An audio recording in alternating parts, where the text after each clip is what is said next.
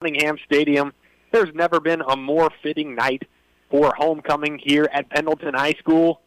Samuel Goodrow joined by David Poley. David, it's been a long time. Sam, it's been a long time, and it's so great to be back here. Obviously, with the impact of Hurricane Helene, it's just great to have something that the entire community can rally around, and that's Pendleton Bulldogs football.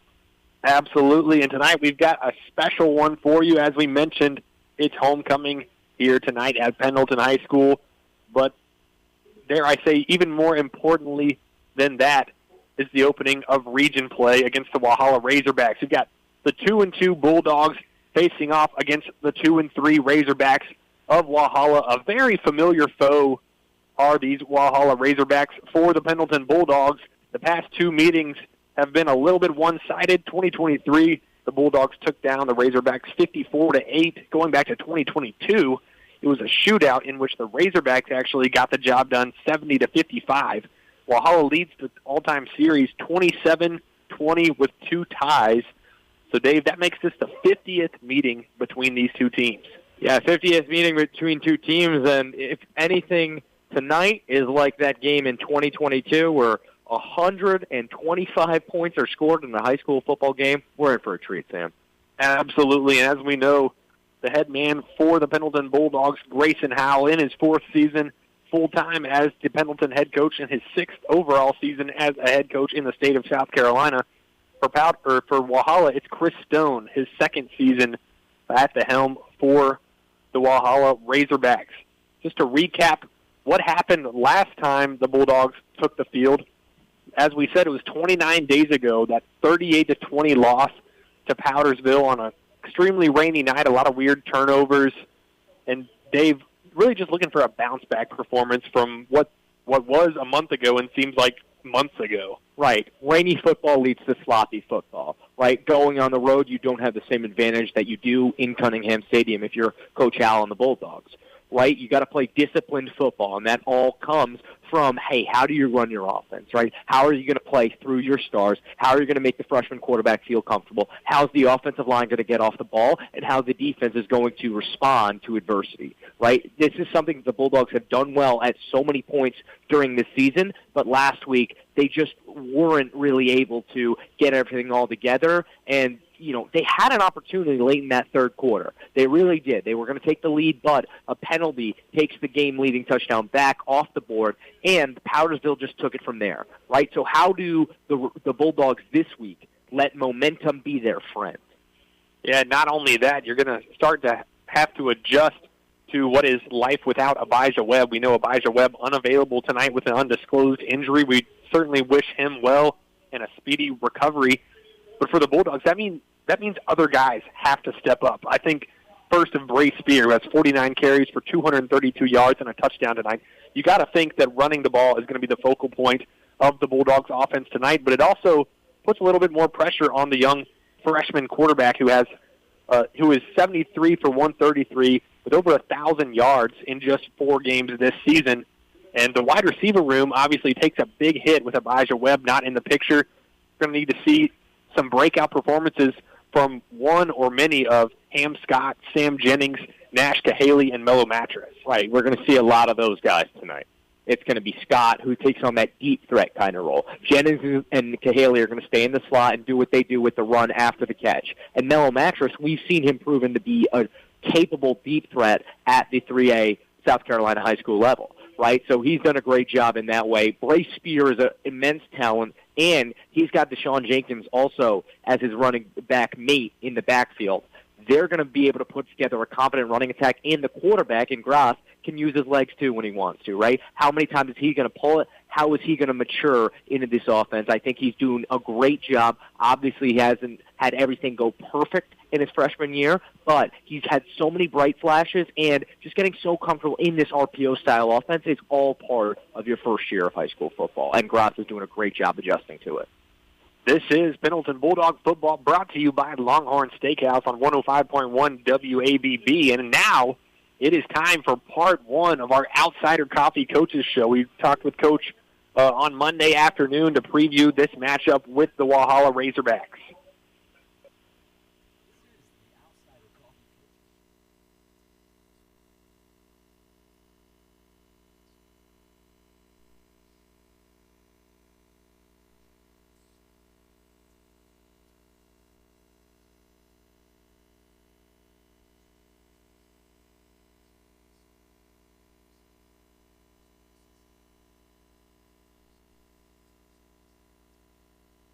Hurricane Helene, right? So it's been a long time. What does this really look like now that we're kind of past that, and now we're into region play all of a sudden? Yeah, it's been interesting for sure. I know I've got buddies that have had to go through stuff like this on the coast and in the lower part of the state, but I've never really had to deal with a situation like this as an assistant coach or a head coach, and we're excited about getting back into it. It would have been great to have 2 more non-region games prior to region play, but we are where we are, and so we got to get ready to host a team in Walhalla that's pretty physical and going to be ready to play. Right, so this will be the first time in 47 days that you guys have a home game, and the first time that you guys played a game in 26 days, right? What's the adjustment like with your team? Yeah, I mean, it's been really frustrating going into the Carolina game. We spent the entire week wondering whether or not we were going to play at all.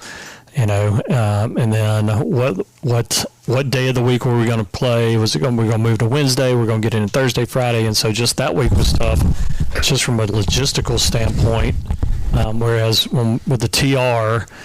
We knew pretty much the entire week of last week it was going to take a miracle for us to get that game in, but we were fortunate enough to be able to practice during the course of the week and bring our guys in Monday, Tuesday, Wednesday, Thursday to get some practice done. And not everybody in our area was quite as fortunate, and so it has been, I guess, different is the best way to describe it. Yeah, Samuel Goodrow joining the show now with Coach Howell. David just mentioned it. First time in 26 days, maybe 27, that you guys are going to have played a football game. But most importantly, the first time in 47 days come Friday night that you guys will be playing in Cunningham Stadium in front of the home fans, and it's homecoming. So what an opportunity that is, just to come together as a community. I saw you put out a video on social media just kind of as a message to the community. But for people that maybe didn't see that message online that are listening here tonight, kind of just summarize what you put out. Yeah, I mean, we played Powdersville September the 13th, and then had an open week, which obviously was scheduled, and then you're expecting to get right back into it, and we were supposed to play again away after the open week at Carolina, and then supposed to host TR last week, and now we had open week, we had 3 practices that week, 4 practices getting ready for Carolina, and then 4 for TR, and we've still been waiting on a chance to come back. And I told him on the video, I can't imagine a more, I guess, the word's not succinct, a more ironic, I guess best way to say it, homecoming game than this one. I mean, we've been gone for 47 days away from home, and we knew it was going to be a little bit different, but we thought the TR game would be played, and now here we are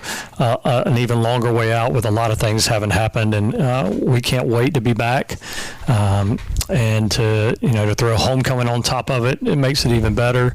Hopefully the people who are in our community and have been away and haven't been able to connect with the people that they normally get to connect with on a weekly basis are going to find us as an opportunity to be back. I'm pretty sure we've got a couple of graduating classes that are celebrating 40-year class reunions or 25-year class reunions, and so we're just excited about being back in between the hedges on Friday. Absolutely, and kind of on that same note, getting into region play, like we've mentioned before, a lot of familiar foes within this region, but it's also a new region. You're losing teams like Seneca and Daniel that you've played in region play over the past few years, those 2 schools in particular going up to 4A. But Walhalla is a school that you guys have a little bit of familiarity with.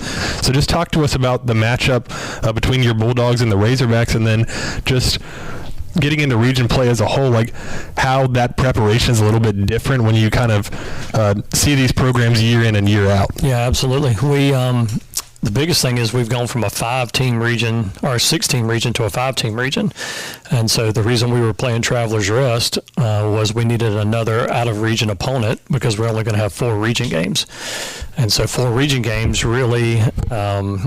I mean, not that they're not important already, but it just puts an even bigger emphasis on these games.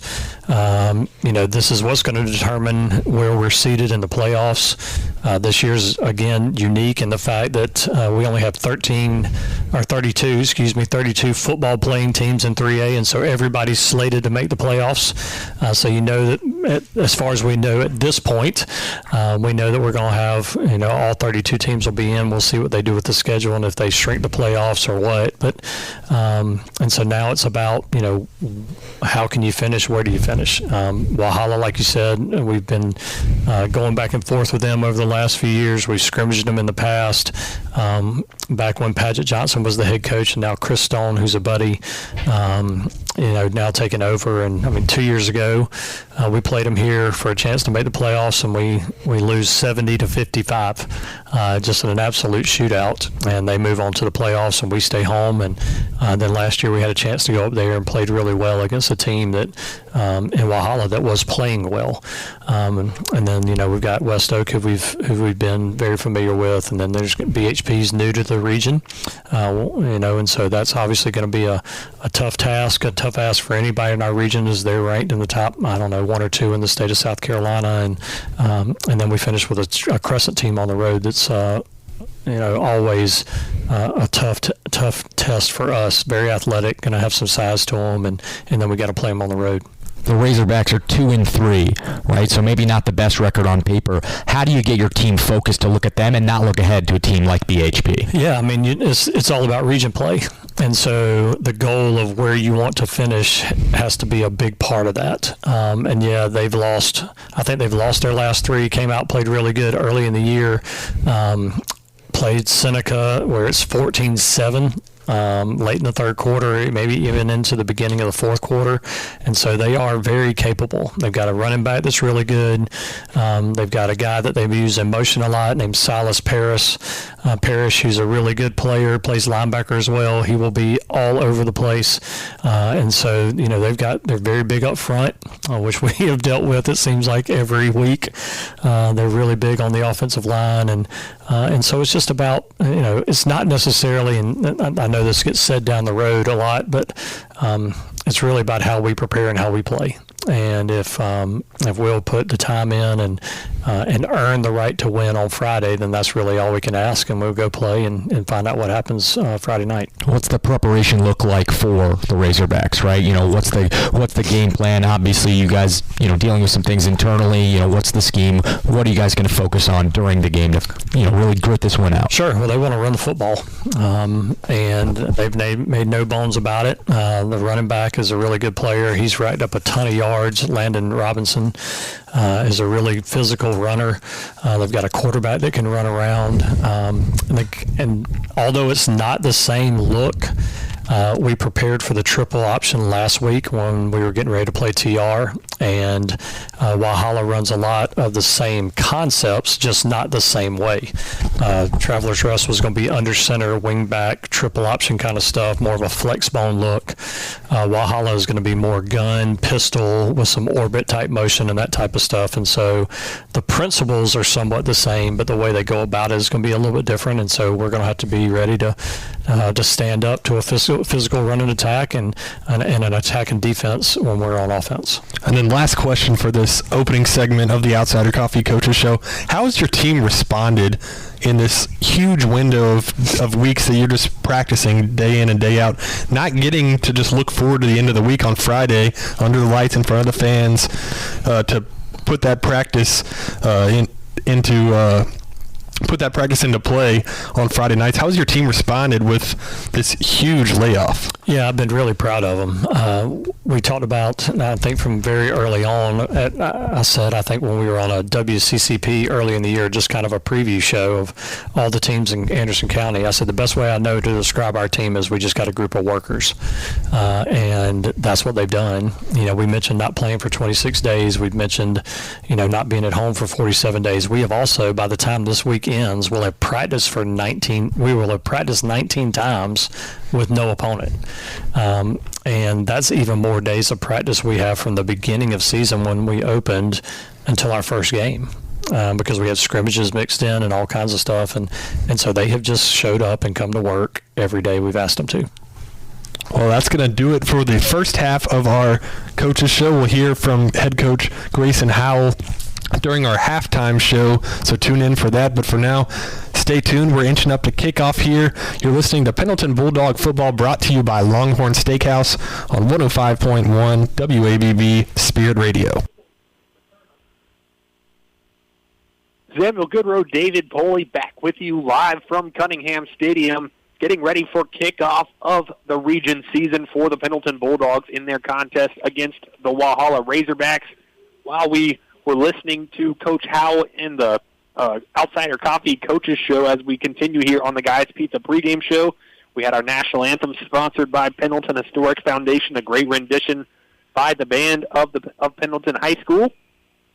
And additionally, we just had the captains go out to midfield for the Bulldogs. That was number 1, Nash Cahaley, number 4, Kendall Turman, number 21, Cody Williams, and number 34, Carson Gregory for the Razorbacks. Number 3, Jack Williams, number 4, Landon Robinson, number 5, Connor Lamb, and number 16, Kingston Waddle. We got 3.5 minutes till kickoff here at Pendleton High School and Cunningham Stadium.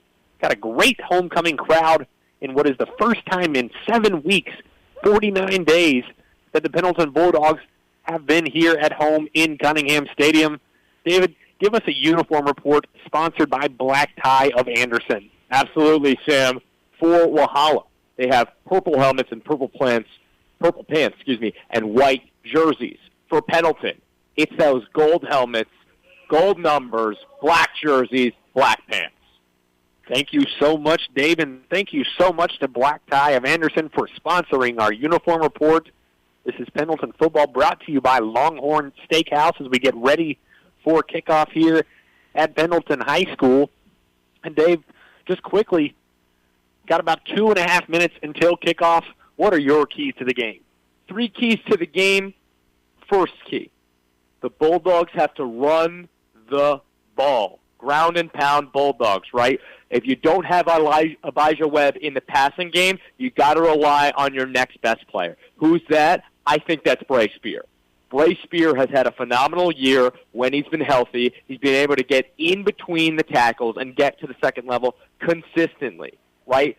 The Bulldogs are going to deploy new formations, right? More run-heavy formations, pro, twins, I formation, 2 tight end sets. They're also deploying Dylan Hart, former defensive tackle, defensive lineman, now at sniffer. So he's going to be like the tight end, and he's going to come across, and he is going to block, right? So that brings a lot of power and size to your run game in the form of a guy who's going to move around in like Ty Miller or Kendall Turman. So I think first key, definitely ground and pound. Second key, rest or rust, right? It's been a long time since both teams have played, especially Pendleton, right? 49 days since their last home game and 29 days since their last game, right? They've had so many days of practice. How does it translate? Obviously, they're still dealing with some injuries, and it's going to be really interesting to see if they start off hot, because that's not something that Pendleton has done as of recent, right? Also, the Razorbacks have a lot of guys going 2 ways. So are they going to get gassed early? Is Pendleton going to have that advantage with a bigger roster? Who knows? Lastly, the Razorbacks defense and Jace Groff is a battle to watch. The Razorbacks defense has allowed 27.8 opposing points per game, right? They also really struggle with getting pressure on the quarterback, only 1.5 teen sacks. Groff has looked pretty good at times, but is he going to be able to work with his offensive line, have that pocket presence, and avoid sacks in order to really play talented and decisive football? Thank you, Dave. Those are the keys to the game, and that wraps up the Guys Pizza pregame show. We want to thank all of our sponsors as we get underway here tonight. They are Rains on Exchange, Rogers Petroleum Incorporated, Guys Pizza of Sandy Springs, Black Tie of Anderson, Pendleton Historic Foundation, Gettin Chili Ice Cream Truck, West Cox Attorney at Law, Liberty Hall Bed and Breakfast, Foothills Community Church, Crenshaws TV and Appliances, Tiger Express Wash, McDougald's Funeral Home, and Mac.bid. Matthew Chapman's kick is away, and it's a good one into the end zone for a touchback. Walhalla will have it first at their own 20-yard line, going from our left to right. The quarterback for Walhalla is number 3, Jack Williams. He's a junior, and he has great mobility, not only as a running, threat, but also inside the pocket. He's going to be able to move left to right and really force the defenses to trap him. Of course, they've got a lot of great skill players, right, to work with, like a Silas Parrish and a Landon Robinson, number 6 and number 4, respectively. 2 receivers to each side for the Razorbacks. Joining Williams in the backfield is Landon Robinson. They bring a man in motion, a low snap, and keeping it himself is Jack Williams. There's a flag on the play as he is taken down behind the line of scrimmage. He'll actually give him the line of scrimmage for no gain. A lot going on that play. It's going to be a penalty on the left side of the line. Somebody was early, and they couldn't even get anything to go in motion as the snap to Williams was dropped and a little bit to his right. Looks like the referee is signaling for a false start. I witnessed a conversation, or at least a nonverbal conversation there. Coach Howell wanted to decline the penalty, but unfortunately for the Bulldogs, there was no option for that there. So the 5-yard penalty sets the Razorbacks back 5 yards. It'll be first down and 15. Same formation for the Razorbacks, 2 receivers to each side. Jack Williams is going to fire for a receiver incomplete. He was looking for Silas Parrish for about a 5-yard gain, but it falls incomplete, a low throw there. When the Bulldogs line up in their routine 3-3 stack, it allows their DBs a lot of space to work with. And there, Williams just not able to execute on the intended pass to Parrish because the DBs were already out on the hashes, right? They were there, rush throw, good job by the defensive line, no good. 2nd and 15, trips to the right this time, and they'll bring Parrish in motion and give it up the middle to Landon Robinson. No, Jack Williams is going to keep it himself into the second level. Not quite enough for a first down, but he got very close. Even fooled me on that read option. A fantastic triple option concept where they bring the first back in the backfield in motion, kind of like an orbit. They're going to bring him left and then back right. They're going to fake the read option, and Williams is going to read the box, and he's going to be able to take it himself. We said he can move, shows it right there to bring them to a 3rd and short. Parrish lining up this time at the H-back position on 3rd and short. They'll bring number 14, Hayden Patterson, in motion. This time they will give it to Robinson up the middle. He rushes forward and gets the first down for the Razorbacks, moving the chains for the first time tonight here with 11:15 to go in the first quarter. Motion on offense here for the Razorbacks is completely designed to get the defense to mess up. So if they're bringing a guy like Aiden Patterson across the line with his speed, they're going to try to get things to open up for somebody else. There it was Robinson up the middle. Parrish still in that H-back position, this time on the right side. Jack Williams going to give it to Landon Robinson yet again, churning those legs for some extra yardage. And a host of Bulldogs are going to bring him down finally after a gain of about 4 yards. But a nice run there by Robinson. On the defensive line there, Patrick McMahon, number 77, the senior defensive lineman, a guy who we haven't seen much of. He does a great job of standing Robinson up and killing that forward progress. 2nd down for the Razorbacks, 6 yards to go. Back in that doubles formation, 2 receivers to each side, with Robinson behind the quarterback, Williams. They send Parrish in motion yet again. Williams looking to fire. He has a man complete. That's number 14 once again. That's Aiden Patterson for the first down, and a nice throw to the far side of the field that time by Jack Williams. When you establish the run, that opens up the pass. You have motion in the backfield, and you allow one of your playmakers to run a nice out route, not a speed out. He's able to get fully to his line, cut, get left, has wide open space, picks up the first down, moves the chains. 1st and 10 from their own 49-yard line for the Razorbacks. Bulldogs looking for answers defensively. They'll send Patterson in motion this time and give it up the middle to Robinson. Robinson sheds a tackle, sheds 2 tackles, gets into that second level before finally being brought down near the line to gain. Robinson has a lot of what you're looking for in a running back. He's got that old-school running back number 44, plays both ways, the senior. He's got a big running back body. He's got great shoulders, and he's able to get to the second level, right? He had a nifty juke move on that play, but he also ran through contact. That's what you want to see from an all-around running back. And they gave Robinson the Pendleton 41-yard line, so 1st and 10. The Razorbacks are driving in Pendleton territory. They'll bring Parrish in that orbit motion yet again. This time they'll keep it with Williams. Williams making a couple guys miss, diving forward for extra yardage, and there's that triple option concept yet again for the Bulldogs. About a 3-yard gain. They'll give him 4 yards for Jack Williams on the quarterback keeper. There, Williams was just trying to outrun everybody, right? He made the first two mitch, but a great job by Cody Williams, the senior safety, coming down and stopping the play. Did a great job with a forearm tackle, squared up, made sure his chest was on Williams' chest, and was able to take him down to the ground and kill him for a 4-yard gain. Kill the play, excuse me. 2nd down and 6 with 9 minutes remaining in the first quarter. Williams takes a snap, rolling out to his left. Got a flag on the play near the line of scrimmage. He's going to keep it himself and be brought down for a 1-yard loss. But let's check on the flag. Looked like a couple Walhalla offensive linemen might have done some illegal blocking on a Pendleton Bulldog defender. That's what it looks like to me. Looked like it on the back right side of that offensive line. That play should be coming back, but if not, I'd be interested to see if Coach Howell declines or if he's okay taking that outcome, because that technically is a sack and would help with the down. But, of course, if it is the penalty on the offensive line, it's undeclinable. So they're going to call holding on the offensive line, so no illegal block below the waist or anything of that nature. But regardless, it'll set the Razorbacks back 10 yards and bring up a 2nd down and 16, still in Pendleton territory at the 47-yard line. Right, holding is a declinable penalty, so Coach Howell elects to take the yards there, keep him out of field goal range.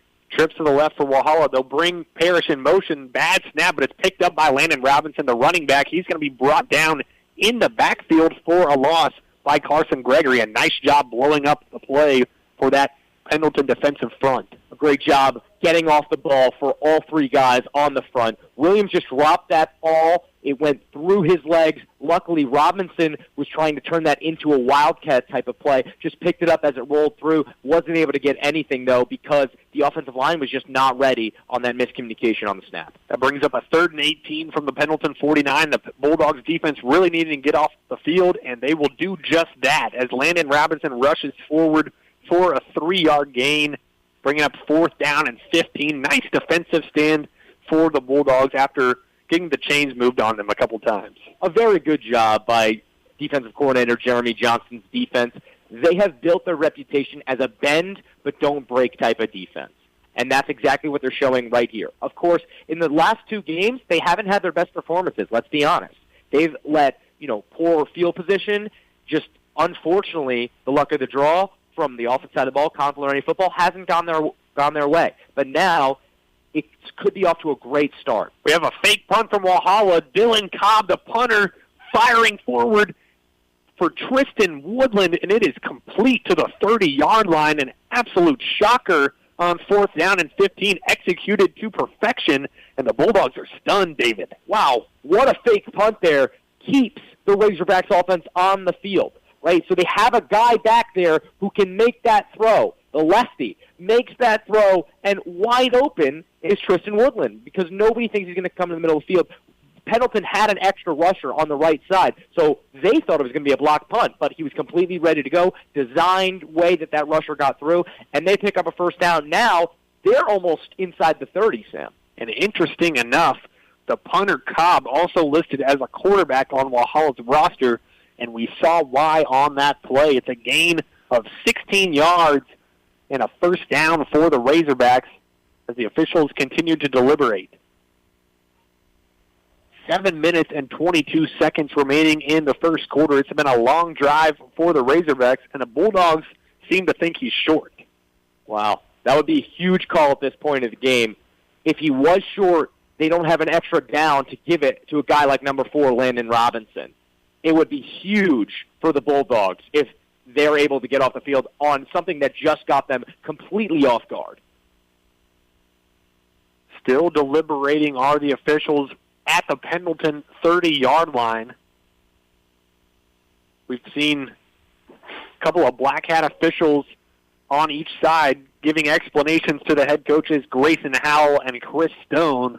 We still don't have this thing sorted out. Coach Howell on the sideline pointing in the other direction. He believes that his defense truly made that stop.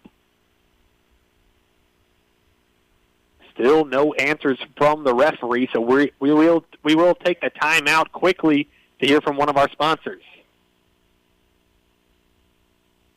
Attention, ghost hunters. Imagine it's dark and you're being led by candlelight through a 200-year-old haunted plantation home. Sound scary? Sound fun? Don't miss your chance to be part of this once-a-year only event. Visit www.pendletonhistoricfoundation.org and purchase tickets to the wildly popular Pendleton Ghost Tours. Limited tickets will be sold, not for the faint of heart, and no one under 17 will be admitted. Call John at 864-646-7249 or visit www.pendletonhistoricfoundation.org today. Pendleton Historic Foundation, preserving and interpreting Pendleton's history. Go Bulldogs. Is your vehicle in need of a wash right now? Visit any Tiger Express Wash location in Clemson, Easley, Pendleton, or Seneca, and you can be through the tunnel with a clean, dry car in about 3.5 minutes. Plus, with the Anywhere Unlimited Fast Pass, keep that shine with a wash as often as you like at any of our upstate locations. Customers enjoy an eco-friendly, fun, jungle theme, and free vacuum use. Tiger Express Wash. More locations, same quality care. Why not beat the heat with a cool, sweet treat? Book Gettin Chili, your hometown traditional ice cream truck, for your next event. You can find and like us on Facebook and call 864-844-4384 to book us for your next event. That's 864-844-4384 for Gettin Chili ice cream truck. Back here at Pendleton High School, 7:22 remaining in the first quarter. Still having lengthy deliberations between the referees and the coaches after a wild fake punt by the Razorbacks that they seemingly converted on, and now the chain's being reset. So we really don't know still truly what's going on, David. We see 4 referees and a coach on the left side of the field. That's a lot of referees. Everybody's got their own job, and it looks like they're moving backwards now, Sam. And I really have no idea why this would be the case, but it seems like they've moved the chains back 5 yards from the original line of scrimmage, which was the 46-yard line of Pendleton. Now they have the chains marked at the 49-yard line of Walhalla, and they've just put the 4th down on the chains there. So I really have no explanation for what's going on, but it looks like it's going to be 4th down and 21 now from the Walhalla 49-yard line. Yeah, I think they're going to call some type of penalty after the play, after deliberation. It's going to be 4th down once again. It's going to be 4th down on a country mile, and there's no way that the Razorbacks are going to pull out another fake punt. They think that they just got the short end of the stick there. They thought they really picked that up. Coach Howell, for the Bulldogs, very firm in the fact that his defense held up. So it is indeed 4th down, and it's actually 4th down and 38. So it must have been a 15-yard penalty or something of that nature.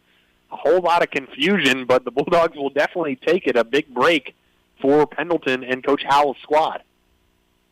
So back on to punt is number 17, Dylan Cobb, who just executed a perfect fake punt, and now he's got flags flying again before the snap. And the Pendleton Bulldogs players clapping it up on the defensive side of the ball. They seem to think that one of the Razorbacks made a false start. Looks like it's going to be an offsides, actually, on Pendleton, or encroachment or something of that nature, because setting it forward 5 yards now. One of the craziest plays. It looks like we're back to where we started. I feel like, I've been back where I started this whole time. So it's going to be 4th down from the Pendleton 46-yard line. This time, Walhalla will punt it away. The punt's away by Dylan Cobb. Nash Cahaley's going to let it bounce around the 21-yard line, and it'll stop right there. It's down by number 22, Essie and Nathan, the sophomore special teamer, and with 7:13 remaining in the first quarter, and after what seems like a 5+ minute delay, we're back in action, and the Bulldogs offense is taking the field. This will be the first time tonight that we see from this Bulldogs offense, and we know from talking to Coach Howell that they're going to try to ground and pound this football. Right. It gives a lot of permission to Jace Gross what he wants to do with his legs, but he's going to rely on his backs in Spear and Jenkins. 1st and 10 from the Bulldogs at the 21-yard line, going from our right to left. They'll send Jennings in motion, and they'll fire it behind the line of scrimmage to Jennings. It's caught, but he'll be tackled for a loss by number 17, Dylan Cobb, the punter. They lined Jennings, a usual slot wide receiver, in the backfield as the running back. They sent him in motion to give him some momentum to the right side, to the trip side.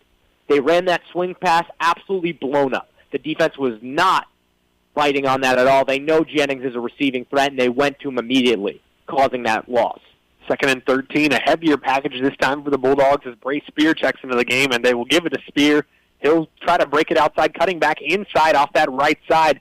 Picked up a couple yards. I don't think he got back to the original line of scrimmage before the last play, but it will be a gain of 2 yards for Spear in his first carry of the night, bringing up a 3rd down and 11. Nowhere really to go there for Spear. The Razorbacks line, while they have less players, bigger, way bigger, in terms of average than the Pendleton offensive line. Definitely got some great job on the run D there. Trips to the left for the Bulldogs. Gross takes the snap. Gross dropping back. He's met with heavy pressure. He's going to be forced to throw it at the feet of Ray Spear, incomplete. And it's a quick 3-and-out for the Bulldogs offense. Not what you're looking for if you're head coach Grayson Howell. A free blitzer came straight through. Gross had no choice but to just fling it in the direction of his safety blanket. 4th down and 11, really tough 3-and-out for the first drive there. Maybe trying to get a little too creative with it. Yeah, that first down play to Jennings, the loss of 3, really just set the Bulldogs back and just killed any momentum they could have hoped to assemble on that drive. Sam Jennings' punt is away, his first of the night. It'll bounce at the Pendleton 46-yard line and take a nice Bulldogs bounce all the way to the Walhalla 37. So that is where the Razorbacks will take over for their second series of the game here with 5:49 remaining in the quarter. And they'll try to expand on a pretty successful drive in terms of field position last time. Of course, that fake punt taken off the board in what would have converted them a first down into the Pendleton red zone almost. Now, are you going to stick with what was working? Are you going to keep going to Landon Robinson until the Pendleton Bulldogs defense proves they can stop him? Or are you going to play off some misdirection on what the Pendleton Bulldogs know to catch them off guard and keep your offense diverse? 1st and 10 for the Razorbacks from their own 37-yard line. They'll give it to Robinson up the middle. Robinson making the first defender miss into the second level and fights forward for a first down before being tackled by a safety. Moves the chains for the Razorbacks yet again. It appears the answer to my question is go back to your bread and butter. Landon Robinson, great job just taking the inside gap on the right side and cutting up that middle. Razorbacks looking to go fast. They'll give it to Robinson up the middle again. Was untouched for the first 5 yards. Nice job blocking up front, and then finally taken down just a little bit short, let's say a yard short of the line to gain there. Another nice first down run for the senior Robinson. Yeah, a couple guys on this Razorbacks offensive line, like the senior, number 61, Connor Talley, the senior, number 66, Lane Ernie, and the rest of the guys doing a great job of generating space up the line. 2nd and 1, they give it to Robinson again off the left side. Looked like an off-tackle run that time for Robinson. It's another first down and a comfortable gain of about 7 yards down to the Pendleton 36-yard line. And the Razorbacks look like they have something going on offense with Robinson here. And they're a super run-heavy team. Robinson coming into this game, 890 yards and 10 touchdowns in just 5 games. At whatever level of high school football, that's impressive. 1st and 10 from the 36-yard line. This time they'll give it to Silas Parrish, who makes a couple guys miss and fights forward for a 3-yard gain. A little bit of an unorthodox-looking play there for the Razorbacks. Yeah, they had Parrish lined up as the Wildcat quarterback, and he worked on a sort of read option power read with Landon Robinson. Elected to keep it himself and really didn't get much out of it.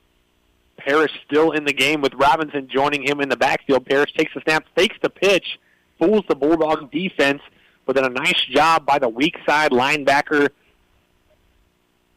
and not much for Parrish, who gains only 2 yards on the play. A nice job snuffing out the fake by the defense. A great job by the far side of the Pendleton defense.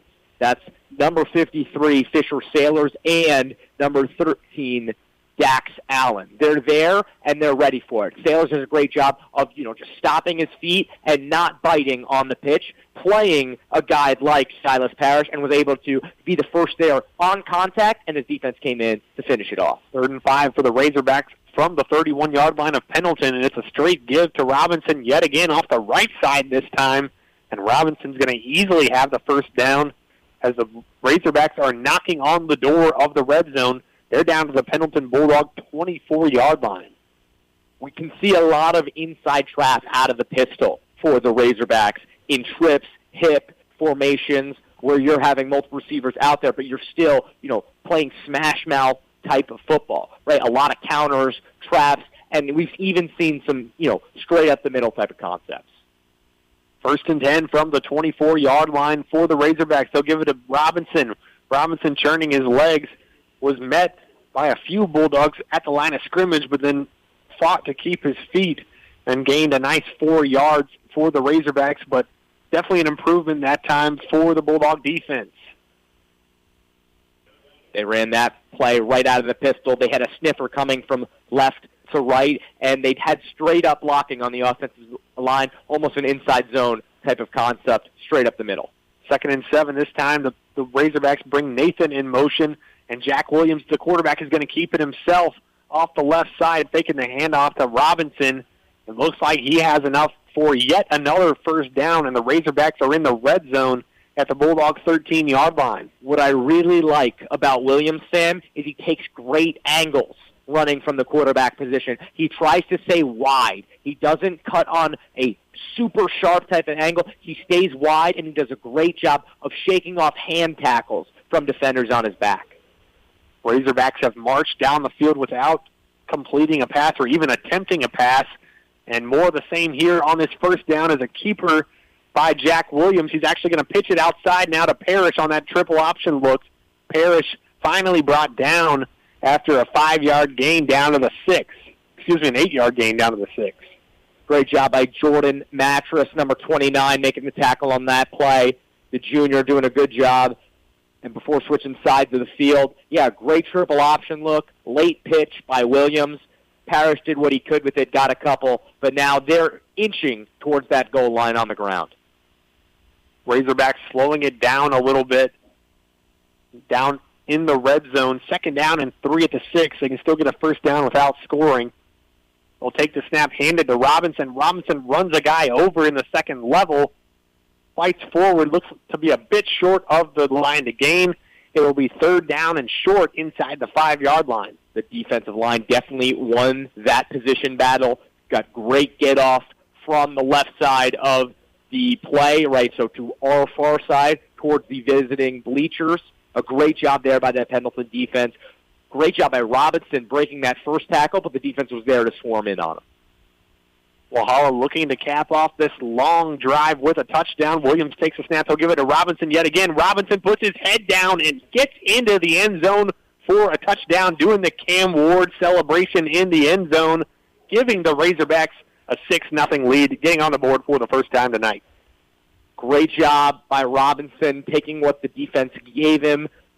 Calhoun Mize, I believe, number 11, he was a free rusher, right? He got in there. He missed the diving tackle on Robinson, and Robinson was able to get to the left outside of his left tackle and into the end zone. Great second effort by Robinson after his first look up the middle.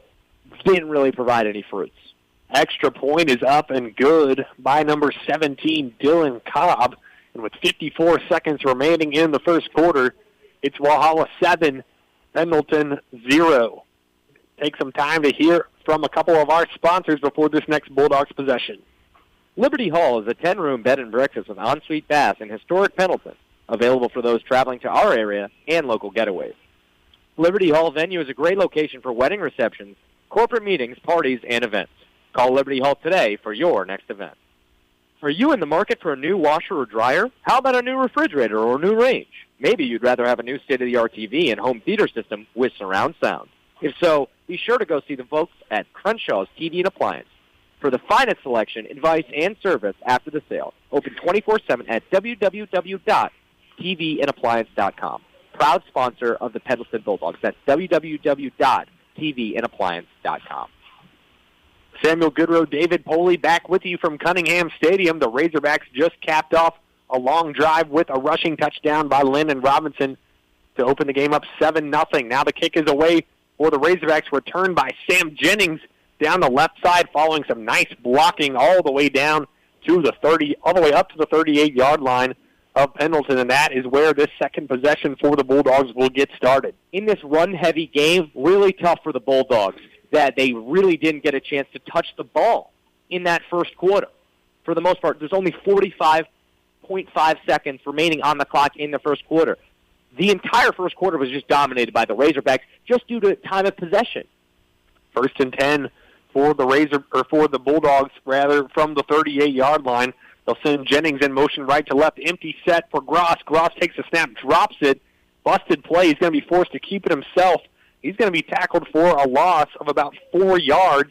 There's a flag that comes in at the end of the play, but disaster strikes again for the Bulldogs. Negative plays to start both their first and second drives of this first quarter. Gross lined up empty there. He had a bunch trip set to his left and Dubs to his right. So a man in the slot and a man all the way out on the right edge. They try to have a screen to the left to the trip side, but Gross drops the football and then is just forced to play backyard with it and run. He has nowhere to go, and there's also a flag on the end of the play that may bail them out. I think that one of the Walhalla Razorbacks defenders came up and did a sportsmanlike conduct type of gesture at the end of the play. So definitely getting bailed out were the Bulldogs in that situation. It'll be 1st down and 10 from their own 49-yard line now. So what looked like disaster actually turns into a 10-yard gain for the Bulldogs, who will have it 1st and 10 with 34.6 seconds remaining in this first quarter.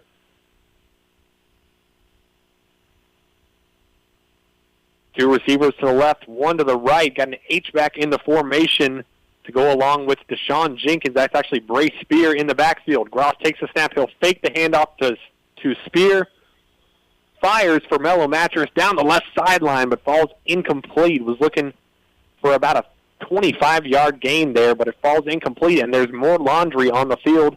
Another penalty flag with 21.7 seconds remaining in the first. I think that may be an ineligible man downfield penalty, Sam, because that looked like a sheer RPO concept where Gross had the ability to hand it off to Spear, but he pulled it and he threw deep to Mattress. But the question was, why does he not just take off? He had so much space himself.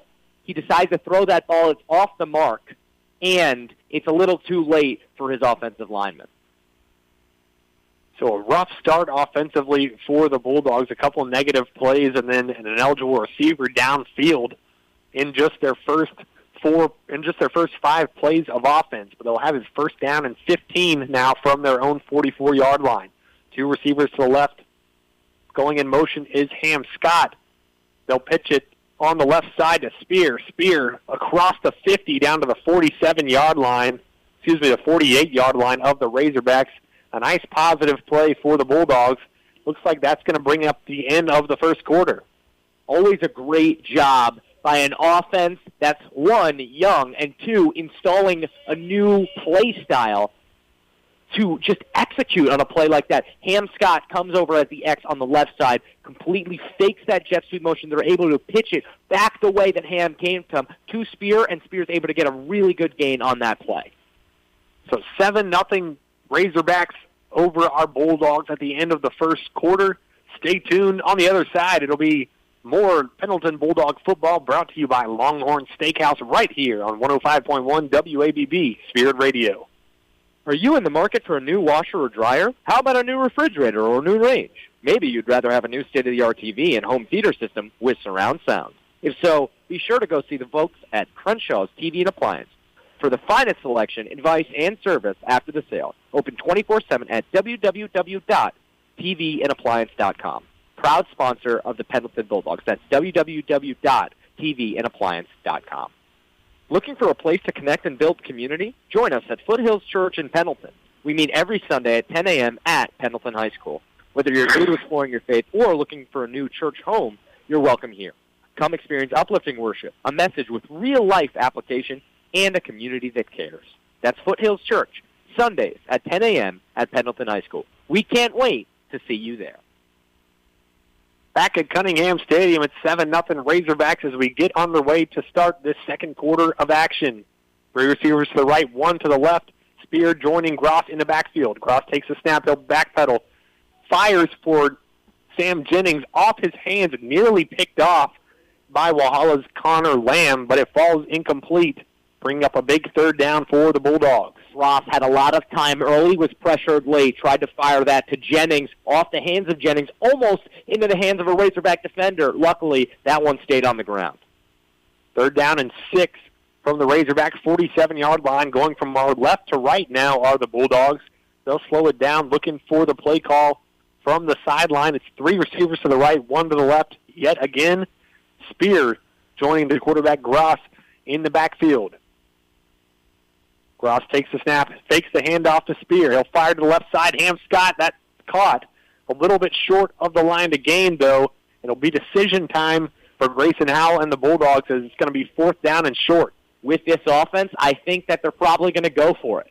I think that they have the skill players, the guys that they want to rotate in and out. They have enough fresh legs, and they feel confident with the guys that they have, especially the guy behind center in the gun right now. 4th down and 3. The Bulldogs do indeed leave the offense out there. A heavier set this time as Spear joining Gross in the backfield. They'll pitch it to Spear. He fights forward, but he's not going to get enough for the first down.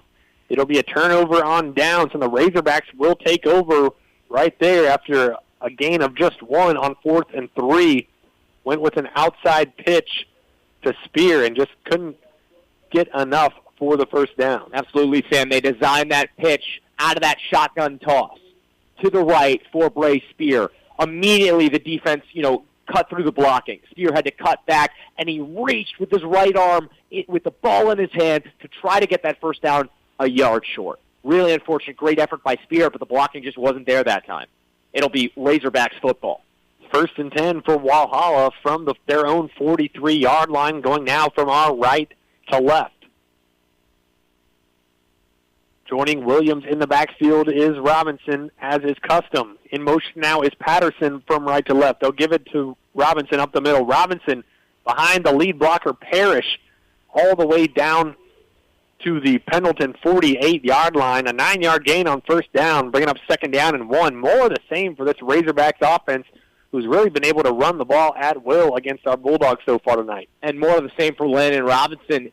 On that play, he just drug a Bulldog defender who was hanging on with their left hand onto his jersey, just drug him for a couple extra yards before being stopped after 9. 2nd down and 1, trips left now for the Razorbacks. Jack Williams is going to drop back to pass. He fires down the right sideline, and a little bit too much heat on that one. It's going to be overthrown. The intended receiver there was Whit Austin. We've got a flag on the play before the snap, so it's actually going to be a false start. It's going to negate the play altogether and bring up a 2nd down and 6. Yeah, very fortunate there that ball was overthrown, because it really looked like that ball was a Pendleton offensive play.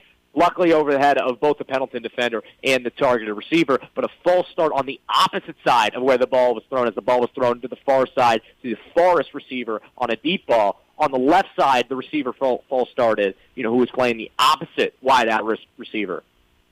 So now 2nd down and 6, back in their own territory for the Bulldogs. They'll bring Parrish in that motion. To fake the handoff, Williams is going to keep it himself off that right side. A nice execution of the speed option, and he picks up another first down for the Razorbacks. These triple option concepts are definitely confusing the Bulldogs a little bit.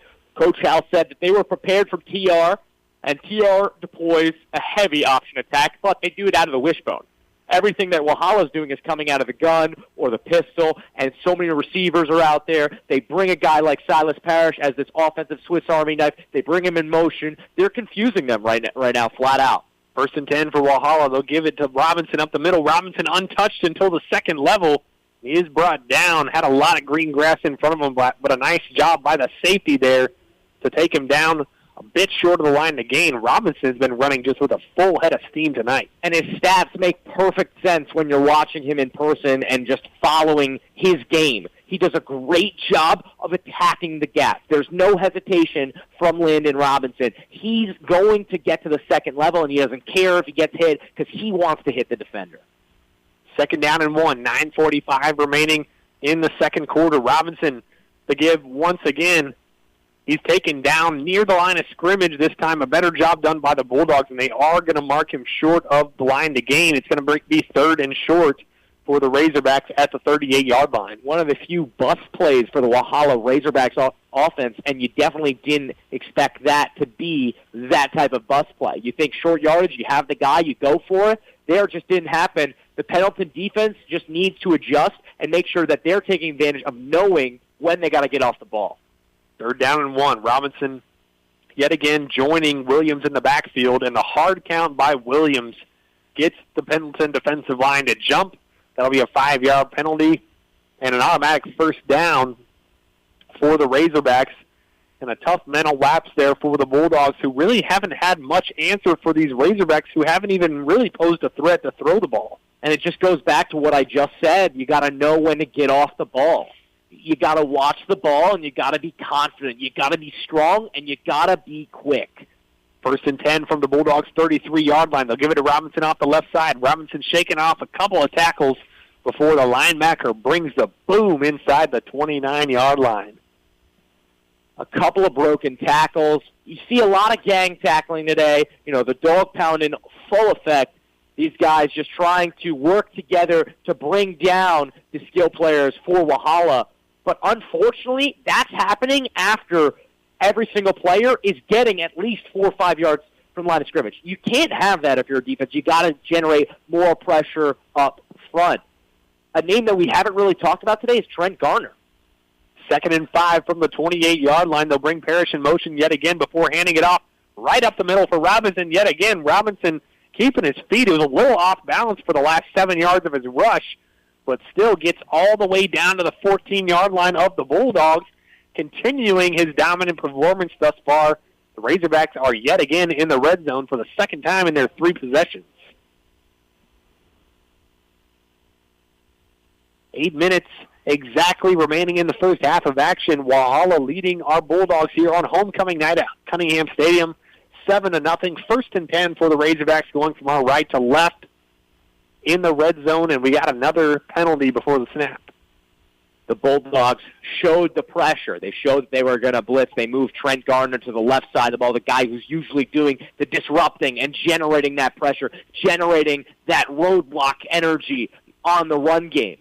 They bring him over to the left side. They show blitz, and the motion for the Razorbacks definitely was thrown off kilter by that show of blitz. Moves them back and puts the Pendleton Bulldog defense in a better position now, 1st and 15. 1st and 15 from the 19-yard line. Parrish is going to rush off that right side. Another flag comes in on that one. Parrish, gain of about 4 yards, but it looks like that one's not going to stand. A lot of whistles, and that's going to happen when you run the ball as much as the Razorbacks do. Still waiting for word from the officials, but both teams backing up. Looks like it's going to be on the Razorbacks. 7:33 remaining in the second quarter of action. This is Pendleton Bulldog football, brought to you by Longhorn Steakhouse on 105.1 WABB Spirit Radio. The second consecutive pre-snap penalty for Walhalla. It looks like it's going to back them up 5 extra yards. Not the type of execution that you want if you're Coach Chris Stone, the head coach of the Walhalla Razorbacks, in the red zone. You have an opportunity to go up 2 scores on a Pendleton team that looks kind of off balance right now, and you've pushed yourself back so many yards due to some missteps from your offensive line. Excuse me, it was actually a holding, so that sets them back 10 yards. It'll bring up 1st down and 25. They'll bring Parrish in motion before handing it off up the middle to Landon Robinson. Robinson, a nice gain of about 6, but a nice job containing him to just that by the second-level defenders for Pendleton. I love that play design. They bring Parrish in motion from the left slot into the backfield. Instead of going behind the quarterback, Williams, and going to the right, they fake that, and he's allowed to go back left, right? So they have the option to give not only up the middle, but they have the option to go the other way on a counter option. I love that. They give it straight up the middle on that time, though, and Robinson picks up a couple. 2nd and 19. They'll fake to give to Robinson. Fire wide open over the middle, but the throw is low. Would have been a nice gain for the Razorbacks. The intended receiver there was number 8, Darian Simpkins, but a low throw by the quarterback, Williams. It's going to bring up a 3rd down and 19. That's a real rough result if you're a Walhalla Razorback there. Super unfortunate, as Simpkins has done a great job this season catching the ball on both sides of the field. He's played defense, and he leads the team with 3 interceptions, just not able to connect there with Williams on that play. 3rd down and 19 from the Pendleton 23-yard line for the Razorbacks in their 3rd drive, going from right to left. Williams takes a snap. He'll hand it off to Robinson, but not much doing for Robinson. He gains 1 yard on the play, bringing up 4th down, and a nice stop by the Bulldogs defense. Sam, they're going to bring number 17, Dylan Cobb, out there, the backup quarterback and the kicker and punter. This is going to be a tough field goal. For high school, this is no joke. This is going to be a long one. 39 yards from the right hash. We saw 40 was his limit in warm-ups. 4th down and 18 from the 22. Snap the hold. The kick is up. It's got the leg. And the kick is no good. Looked to be wide left that time. So a nice job keeping the Razorbacks off the scoreboard in their 3rd possession for the Bulldogs, but a valiant effort on that kick. It had plenty of leg for sure. Had the room, no doubt, was going to get there, just couldn't make it between the uprights. Gives Pendleton a great chance on offense now. They just got bailed out. They got 6 minutes left to play. Can they establish a run game and not have to generate a lot of motion and kind of wacky plays? Can they play old-school football right now, take up the clock, and kind of mimic the Razorbacks, show them, hey, we can do that too, and go into the half with some points on the board? And a reminder, the Bulldogs do get the ball to start the second half. So down 7 with 6 minutes left in the first half, it's important to get points here. Gross is going to take the snap, fake the handoff. He'll fire down the right sideline out of bounds in the direction of Sam Jennings with some nice pressure in the backfield by the Razorbacks that time, getting into Gross's face. It looked like it was actually the Swiss Army knife Dylan Cobb, kicker, punter, backup quarterback, and linebacker for the Razorbacks. And a great job by Sam Jennings to make the catch. He was out of bounds, but what a catch that was. That was super impressive. Unfortunately, doesn't go anywhere, and they line back up on 2nd down and 10. This time 2 running backs in the backfield in that twins look. Jenkins and Spear joining Gross in the backfield. Gross will fake the handoff to Spear and try a screen for Nash Cahaley on the right side, but that is blown up and falls incomplete. Might have honestly been lucky that wasn't picked by the DB, Kai Nathan, who absolutely blew up that play. And something I've noticed early on, Sam, is when they have a heavy backfield, when they have a lot of guys there, they want to motion out and throw a screen pass. That has not been working so far because they haven't been able to really work the run game with that heavy backfield. 3rd down and 10 for the Bulldogs with 5:51 remaining in the half from their own 20-yard line. Really no semblance of moving the ball so far. Gross will fake the handoff to Spear. Sets up a screen, a tunnel screen to Jennings. Jennings fighting forward. A flag comes in at the end of the play. And just a real valiant effort by Jennings, making something of nothing as he caught the ball around the 23-yard line and fought all the way to the 29, almost the 30. Yeah, he's real close to that 1st down marker. He did a great job turning nothing into something. A great design on that rocket screen. Unfortunately, you're doing it in a backed-up situation on 3rd down and 10, and a flag came in very late. It's going to back up the Bulldogs. So it backs the Bulldogs up 5 yards after the fact. I think it might have been a block in the back. I think that's what they called it when, Jennings was really moving there. He was cutting, left, right, left, back, right again, and there was a lot of contact there. I think they called a legal block in the back, which is why it would be back to the 3rd down and 10. I believe that's when the flag was called, and now they have an opportunity on 3rd down. So 3rd down and 5. Pendleton's going to take some time to talk about it. They take a timeout. 3rd and 5 from the 25-yard line with 5.5 minutes left in this first half of action.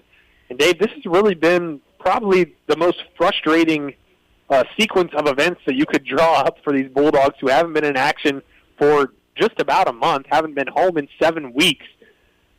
Walhalla really dominating the time of possession, marching down the field, running the ball only, haven't really been threats through the air at all, and then just no semblance of offensive production so far for the Bulldogs. And, Sam, what happens when you dominate time of possession is you dominate the line of scrimmage. And that's exactly what the Razorbacks have been doing. They have the size advantage, and they've been using that well. They haven't shied away from what they are, which is a run-heavy, contact-first football team.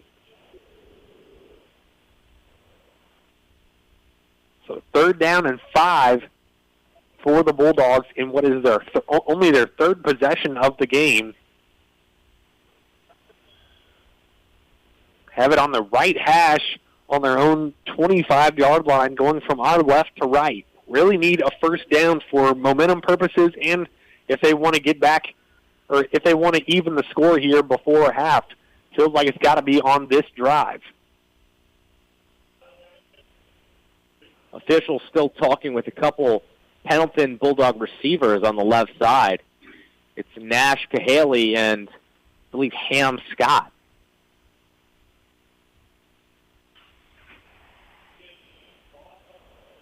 So it is indeed 3rd down and 5 from their own 25-yard line for the Bulldogs, who desperately need a conversion here. Heavy set, 2 receivers to the left side, Spear in the backfield with Gross.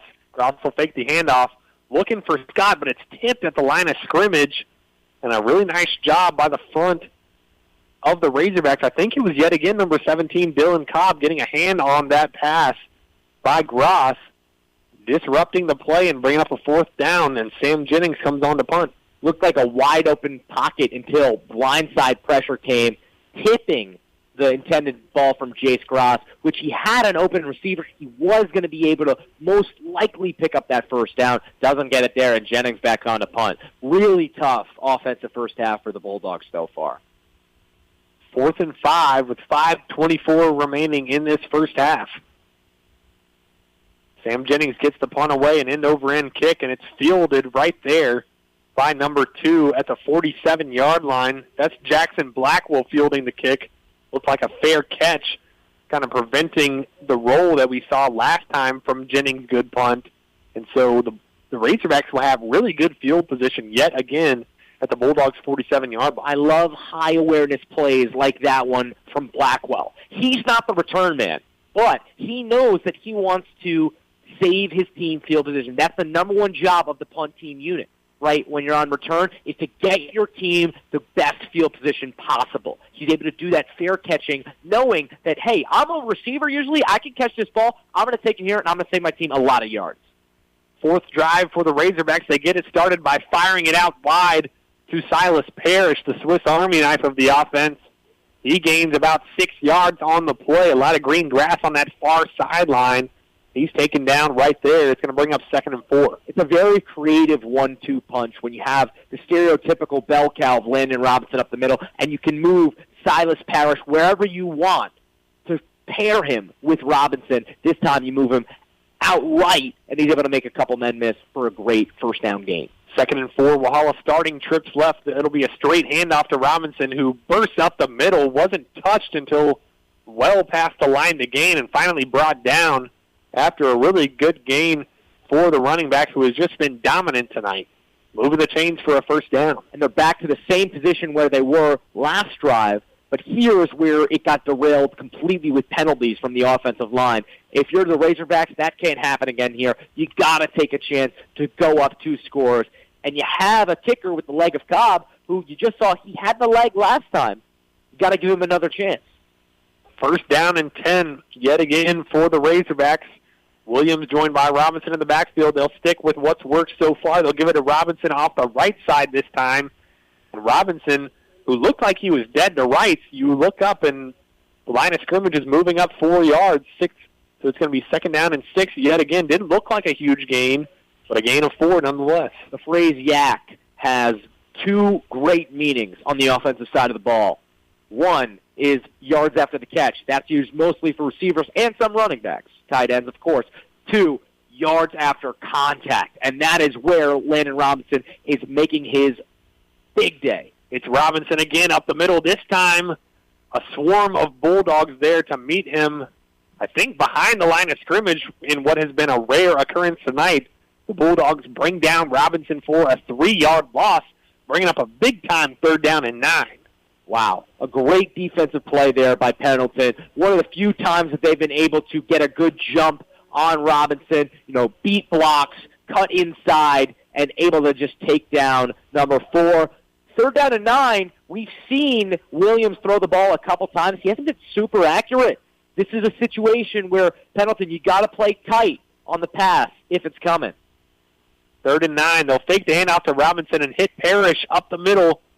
He's short of the line to gain, but he's going to bring up fourth down, extremely manageable for the Razorbacks, who did a nice job executing the play action there as Williams faked the handoff and fired over the middle to Parrish. Parrish just short of the line there. It's going to be 4th and inches, but I love what he did. He stuck his route, 4 yards in and was able to make a man miss and just dove, gave everything he had to try to get that first down. His team now, they're going to go for it.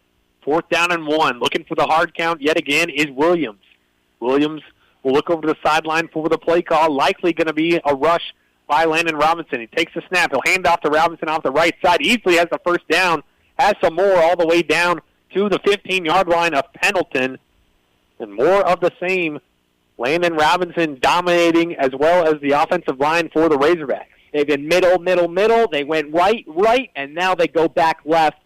Really using all of the space that they have, every single gap, every single play type, every single hole. They want to give Robinson the ball. There he goes left, which they were not expecting. I assume they thought it was just going to be, straight up give to Robinson over the middle. He was able to take advantage of the weak side and just work there.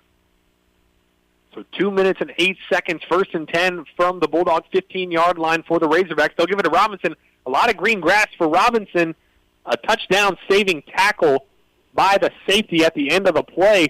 Bulldogs think the ball came out, but they will say he was down there at the 5-yard line. And Walhalla looking to go up 2 scores here in the waning seconds of this first half. 2 minutes now remaining, and the Razorbacks just milking this clock for everything it's worth. They now have a 1st and goal opportunity, and Robinson's still in there. He doesn't look like he's losing much energy. Definitely in great shape, doesn't look gassed at all. 1st and goal from the 5-yard line. They'll give it to Robinson. Robinson steamrolls his way into the end zone for a touchdown, his 2nd of the night. And the Razorbacks jump out to a 13-0 lead with 1:50 remaining in the first half.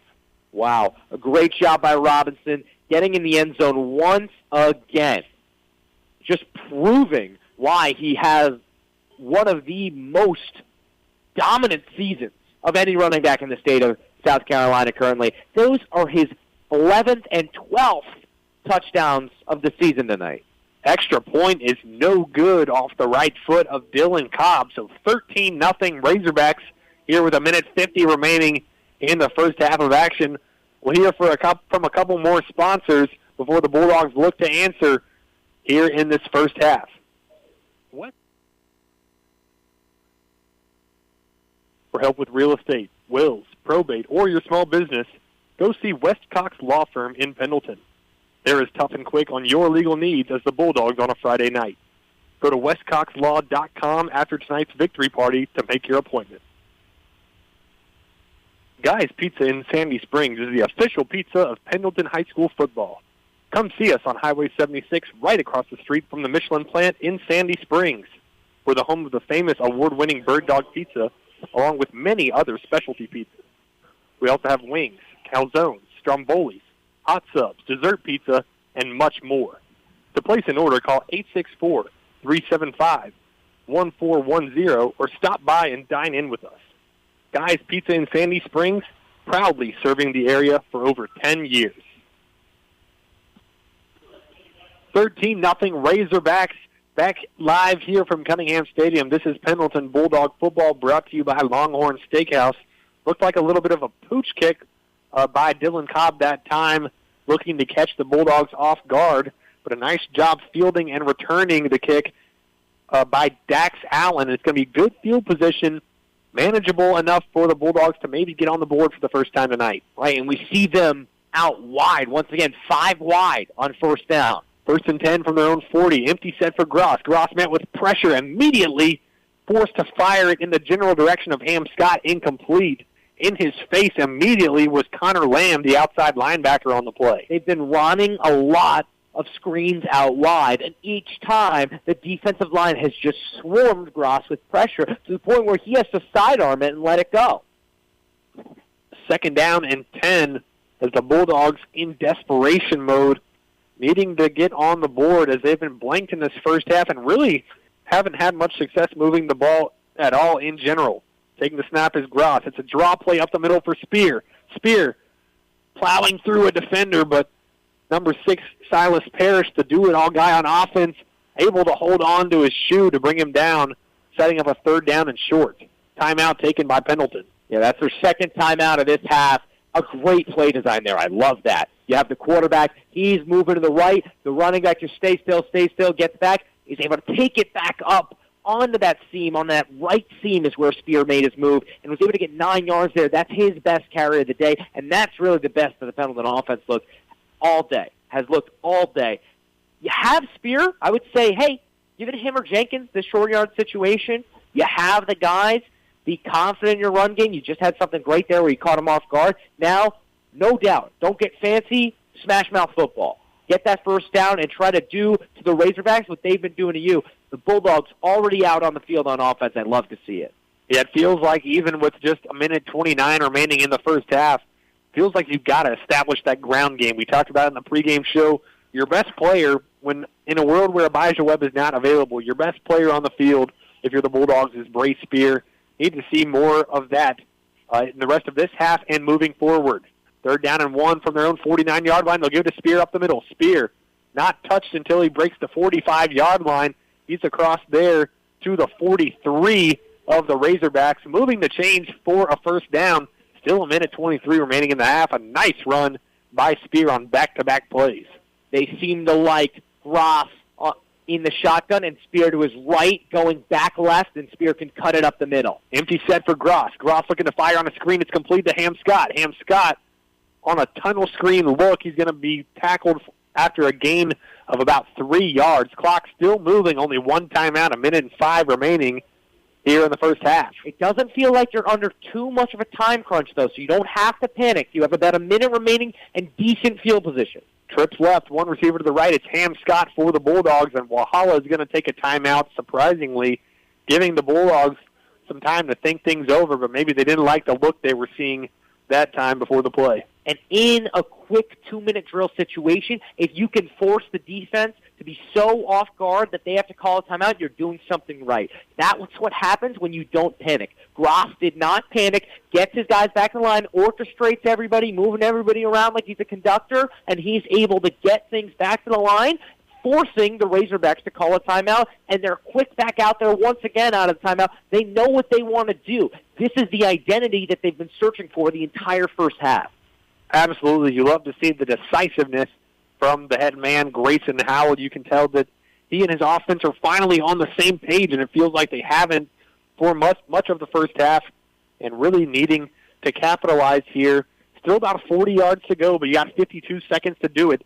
2nd down and 7 from the Walhalla 40-yard line, trailing the Razorbacks 13-0 in what's been kind of a shocking result thus far.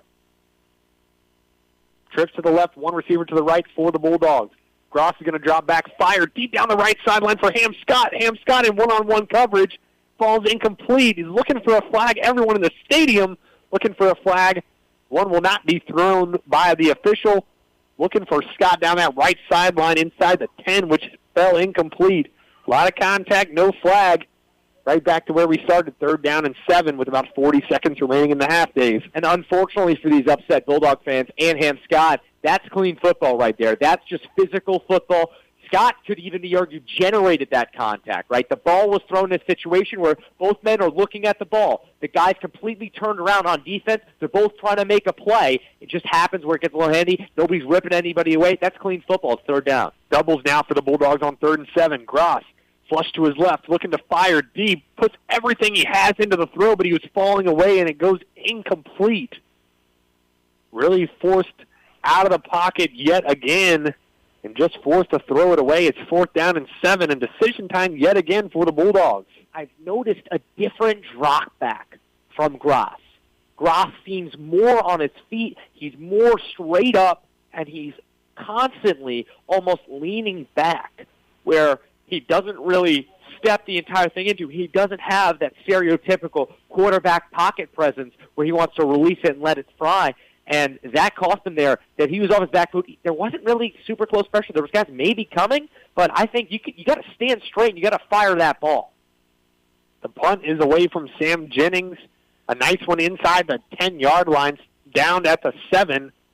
Walhalla likely just going to take a knee and be content with their 13-0 lead and go to halftime with that result.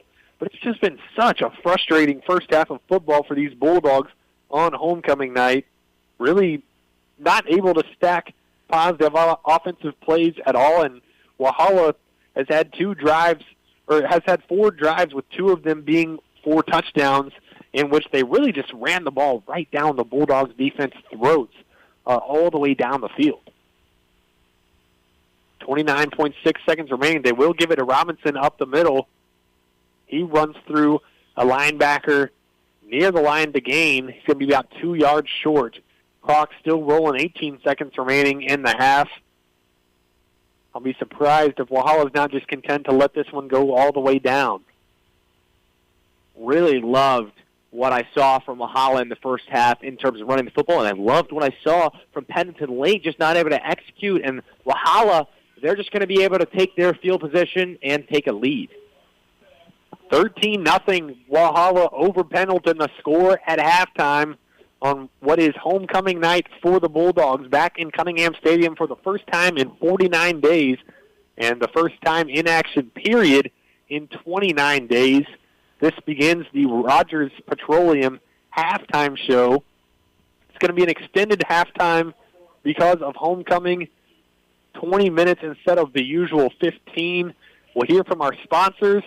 On the other side of the commercial break, we will hear David and I will break down the first half of action. We'll hear yet again from Coach Howell, and then we'll get you set for the second half of action. This is Pendleton Bulldogs football, brought to you by Longhorn Steakhouse of Clemson and Seneca on 105.1 WABB Spirit Radio. Attention, ghost hunters. Imagine it's dark and you're being led by candlelight through a 200-year-old haunted plantation home. Sound scary? Sound fun? Don't miss your chance to be part of this once-a-year only event. Visit www.pendletonhistoricfoundation.org and purchase tickets to the wildly popular Pendleton Ghost Tours. Limited tickets will be sold, not for the faint of heart, and no one under 17 will be admitted. Call John at 864-646-7249 or visit www.pendletonhistoricfoundation.org today. Pendleton Historic Foundation, preserving and interpreting Pendleton's history.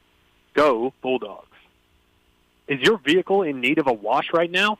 Visit any Tiger Express Wash location in Clemson, Easley, Pendleton, or Seneca, and you can be through the tunnel with a clean, dry car in about 3.5 minutes. Plus, with the Anywhere Unlimited Fast Pass, keep that shine with a wash as often as you like at any of our upstate locations. Customers enjoy an eco-friendly, fun, jungle theme, and free vacuum use. Tiger Express Wash. More locations, same quality care. Why not beat the heat with a cool, sweet treat? Book Gettin Chili, your hometown traditional ice cream truck, for your next event. You can find and like us on Facebook and call 864-844-4384 to book us for your next event. That's 864-844-4384 for Gettin Chili ice cream truck. Liberty Hall is a 10-room bed and breakfast with ensuite baths in historic Pendleton, available for those traveling to our area and local getaways. Liberty Hall venue is a great location for wedding receptions, corporate meetings, parties, and events. Call Liberty Hall today for your next event. Are you in the market for a new washer or dryer? How about a new refrigerator or a new range? Maybe you'd rather have a new state-of-the-art TV and home theater system with surround sound. If so, be sure to go see the folks at Crenshaws TV and Appliance for the finest selection, advice, and service after the sale. Open 24/7 at www.tvandappliance.com. Proud sponsor of the Pendleton Bulldogs. That's www.tvandappliance.com. Looking for a place to connect and build community? Join us at Foothills Church in Pendleton. We meet every Sunday at 10 a.m. at Pendleton High School.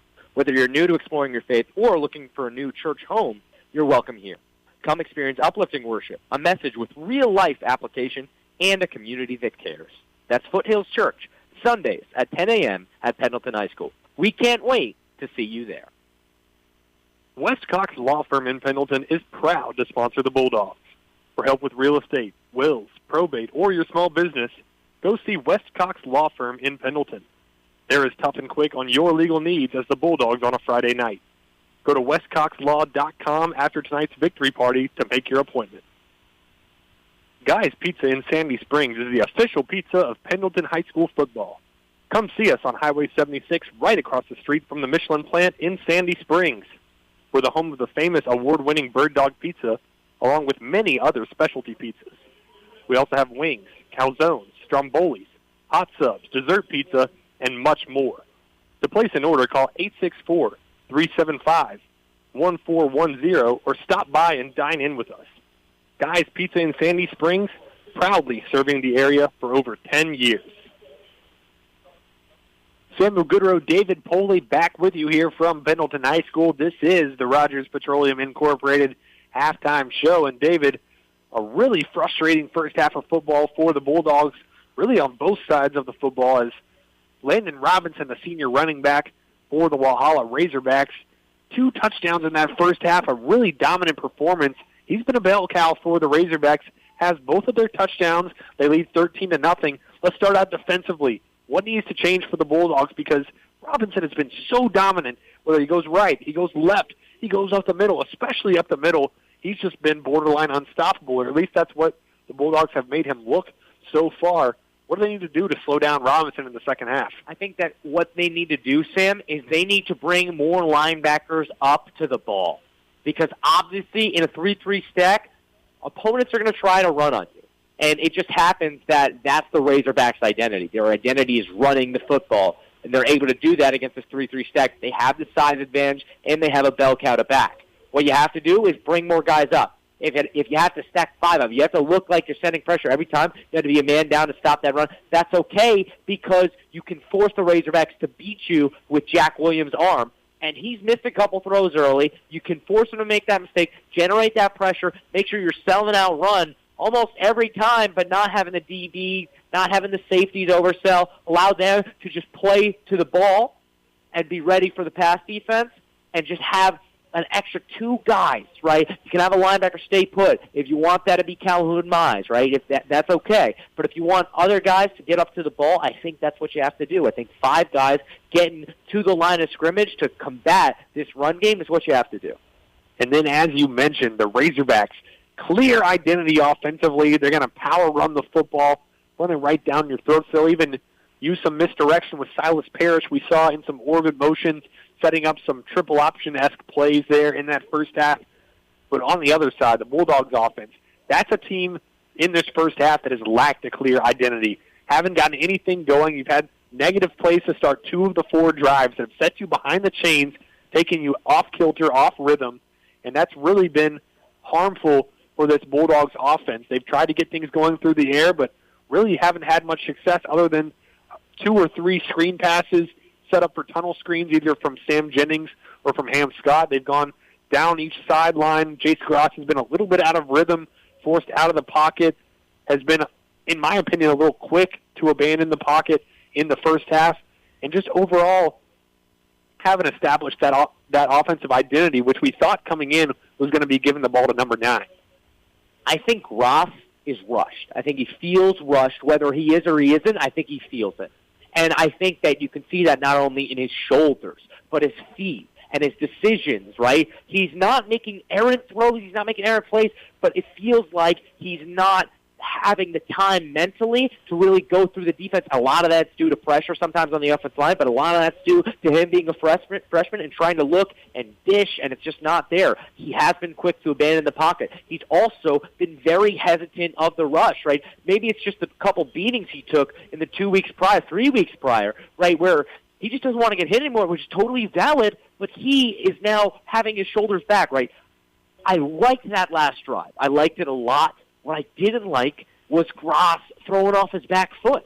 I didn't like that on that 3rd down. He had a guy wide open. Stand straight in the pocket, set your feet, and fire. You got a cannon, fire. Don't be all the way back and just heave it all the way up. You can set your feet and fire. As a quarterback, you're going to have to take some hits. He's taking a bunch of hits. He's a tough guy. Stay tough, right? He is going to be one of the key factors along with Spear, Scott, Webb when he comes back. Guys on the offensive line when they come back, like at number 51, Jaden Wilson, the left tackle sophomore. Those are guys that are going to get you out of this rut, right? Out of this offensive rut, and to be key to the team's success throughout the season. And we know the freshman Gross is uber talented. We saw that in the first 2 games of the season, the wins over Chesney and over Keene High School, one of those coming here at home 49 days ago, and the other being at that neutral site in a gritty win against Keene at Newberry College, kind of a game that didn't have a lot of points but had a lot of yards, especially for Gross. Seems like over the past few games, these bigger teams up front have really just thrown him off his rhythm. We know he's super talented, but we need to see him get back into trusting his guys up front, trusting his protection, and making nice throws down the field like we saw early in the season. We'll break down some of this same stuff on the other side of part 2 of the Outsider Coffee Coaches Show with Coach Howell. We caught up with him on Monday, and it is time for part 2 of that conversation.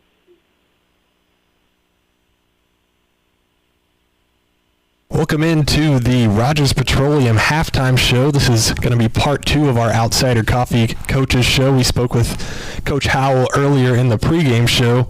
I'm Samuel Goodrow, joined by the head coach of the Bulldogs, Grayson Howell. And we talked about in the pregame show just a lot of really weird times over the past few weeks. We mentioned the long drought without playing any games, a long string of practices that you guys have dealt with. But just as a whole, in the community and as a team, as a school, how has the aftermath of Hurricane Helene been for guys in Pendleton, South Carolina? Yeah, we're still dealing with it, I think is the best way to say it. We still have people who haven't had power restored.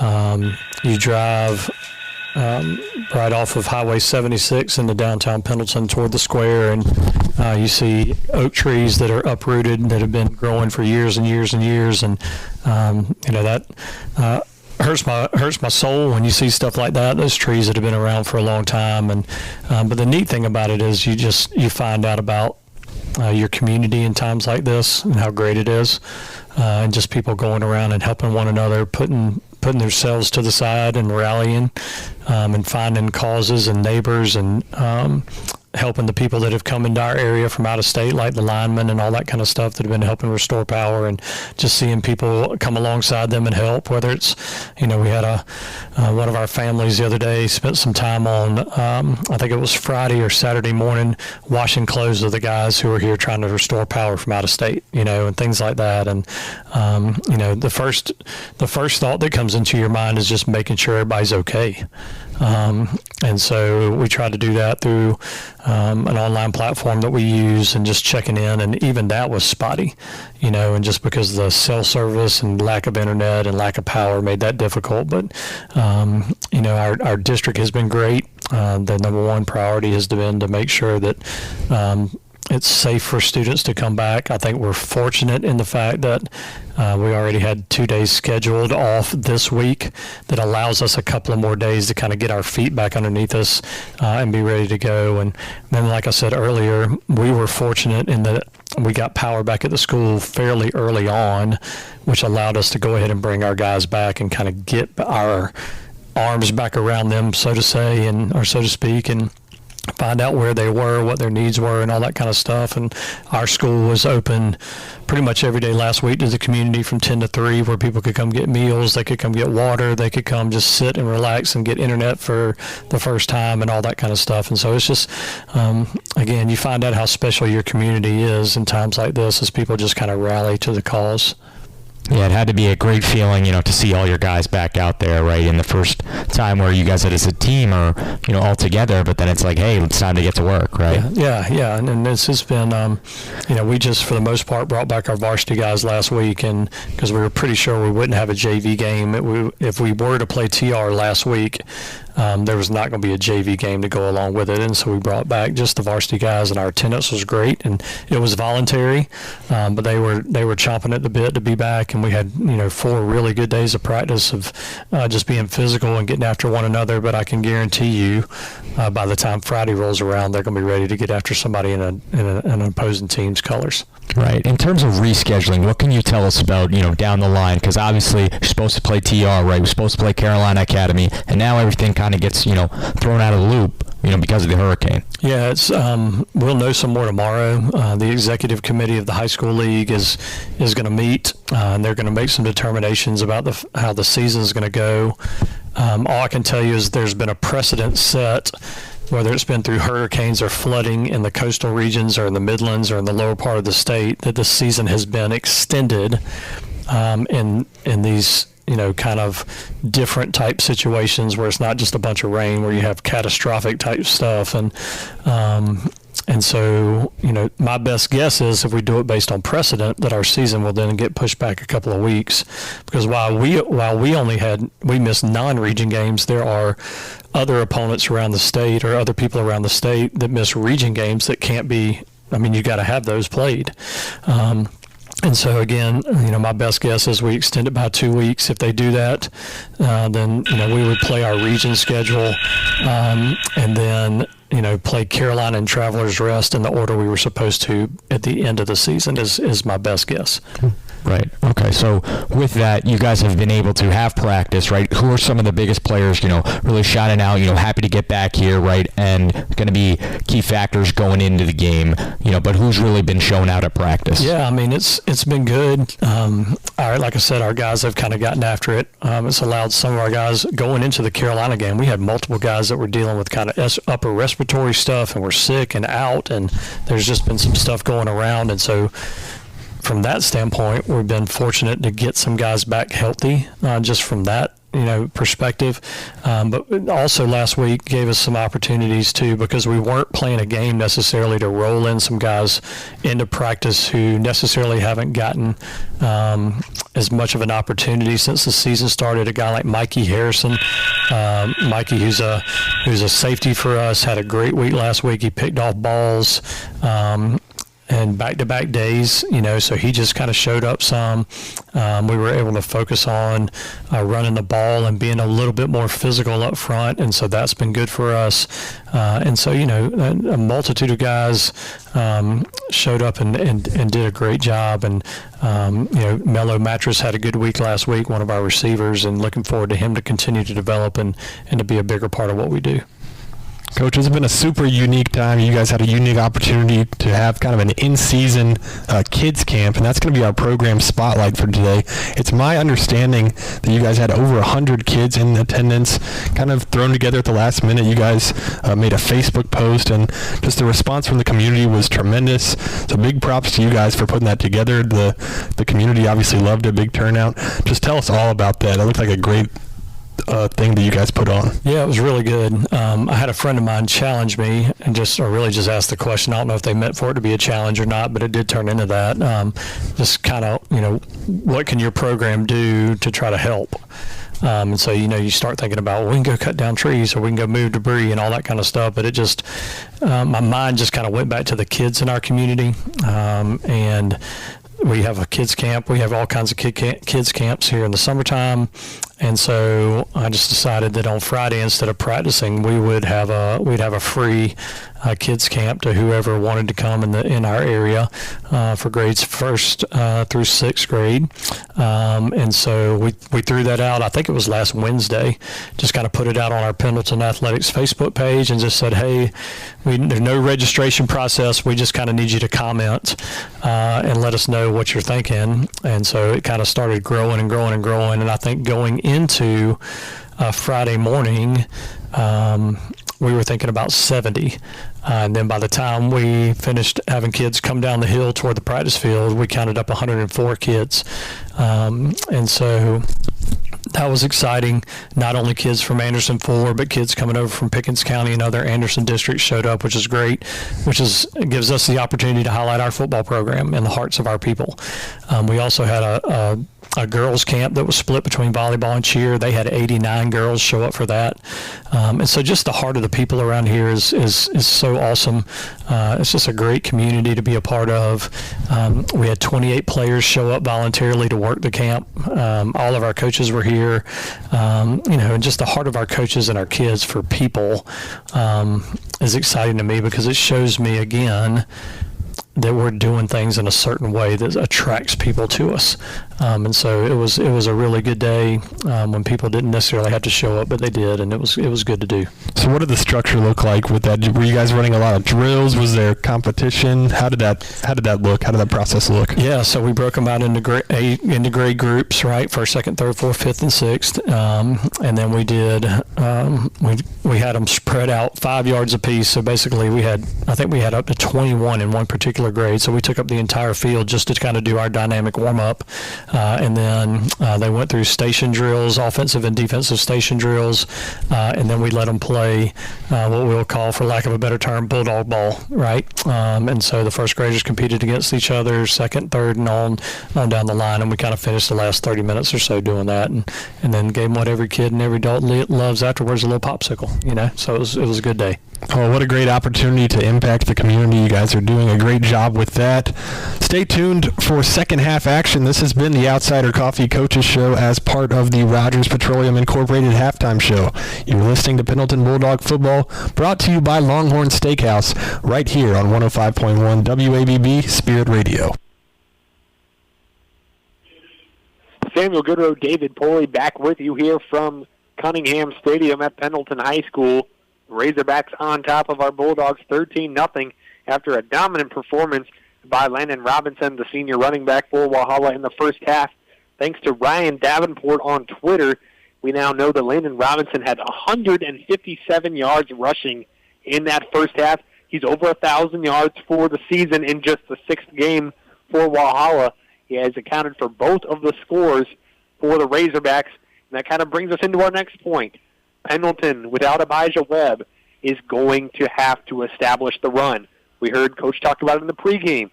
We heard Coach talk about it in the halftime show. They've spent all month being physical up front and establishing the run game in practice.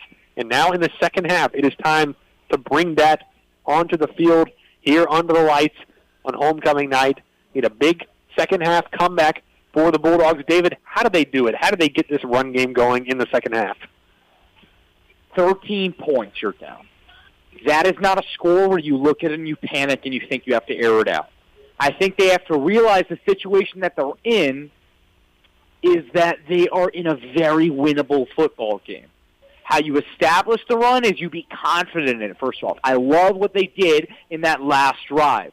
They constantly had, in multiple occasions, Spear on the right side of grass, and they allowed Spear the opportunity to cut back in. So he's going to his left, which gives him the option to play off the left side, or cut right, and he's essentially going middle up the seam or up into those gaps, and he's able to put a hit and a big shoulder on one of those linebackers or safeties coming to get him down, so that they'll have to think twice about it next time when they go to tackle Bray Spear. I think Jenkins could also be very involved if you're able to get him outside the tackles, and if you're able to use him hand-in-hand with Spear, keeping both of them fresh. I also think that you got to tell Gross, if you're Coach Hal and your co-offensive coordinators, Ike Allred and Jordan Williams, hey, it's okay to take the ball and go, right? You can see Gross definitely a little gun-shy after being hit so much past couple weeks, right? He can run, though.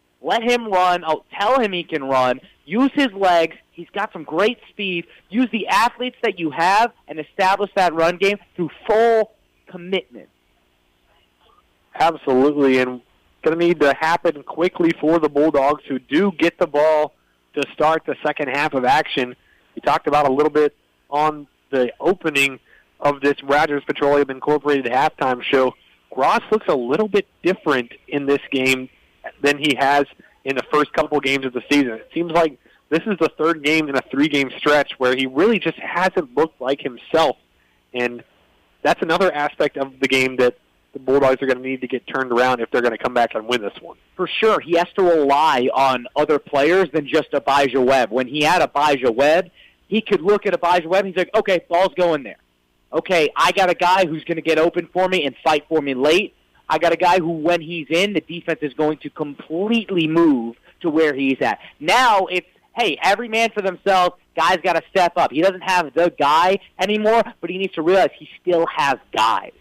And he can throw that ball and he can feel confident, right? His offensive line, they got to do a better job of protecting him flat out. And I think hand in hand, that'll work together to a more cohesive game, not only on the ground but in the air.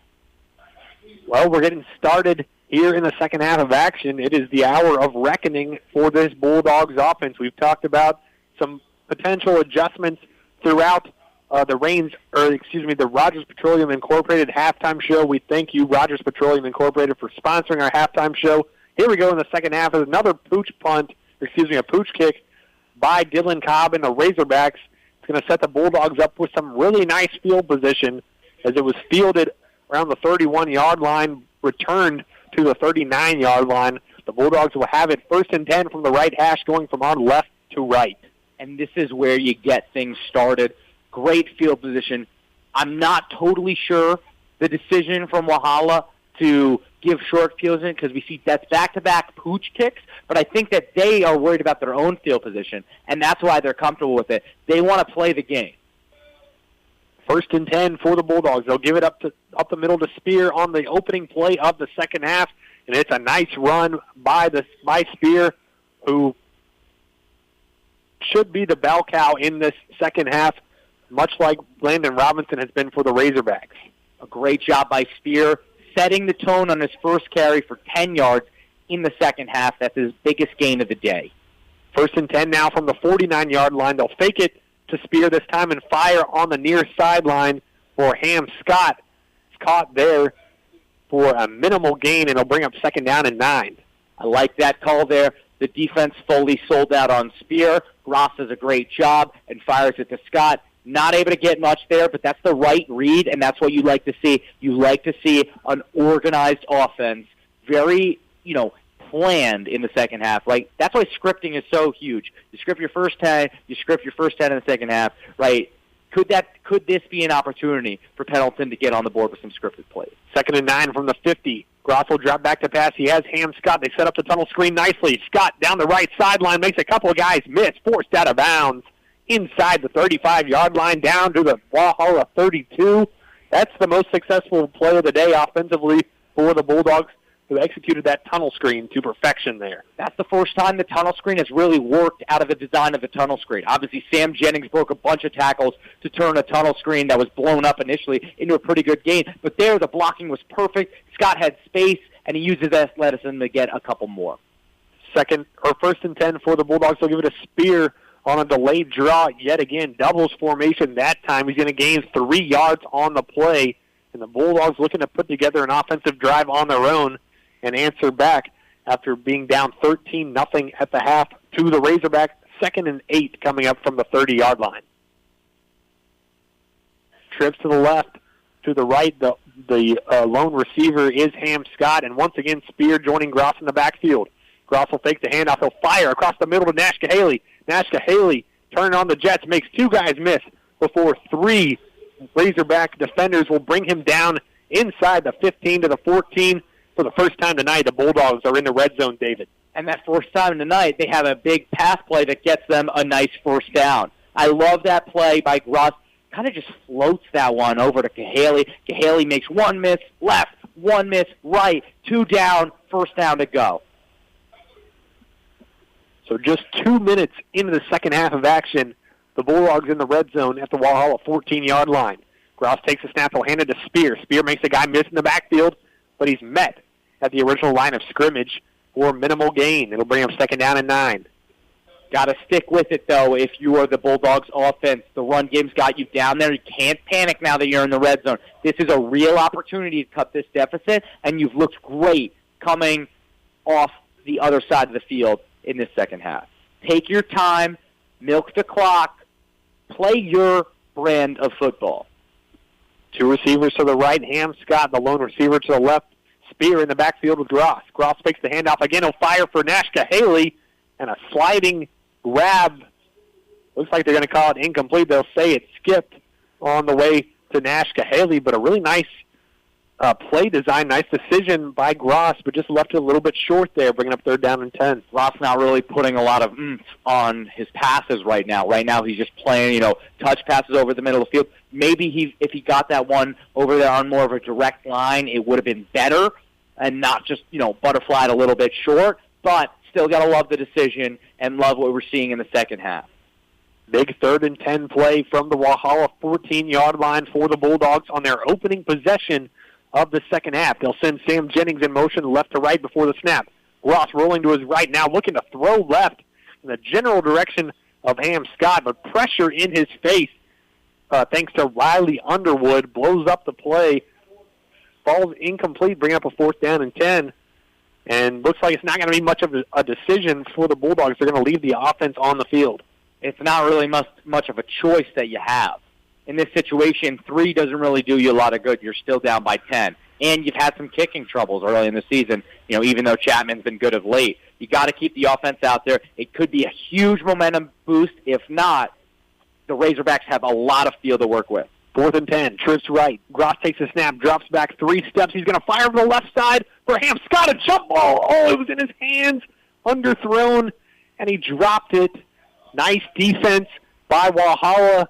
Looked like in coverage there was number 22, Essie and Nathan. Just a beautiful play design.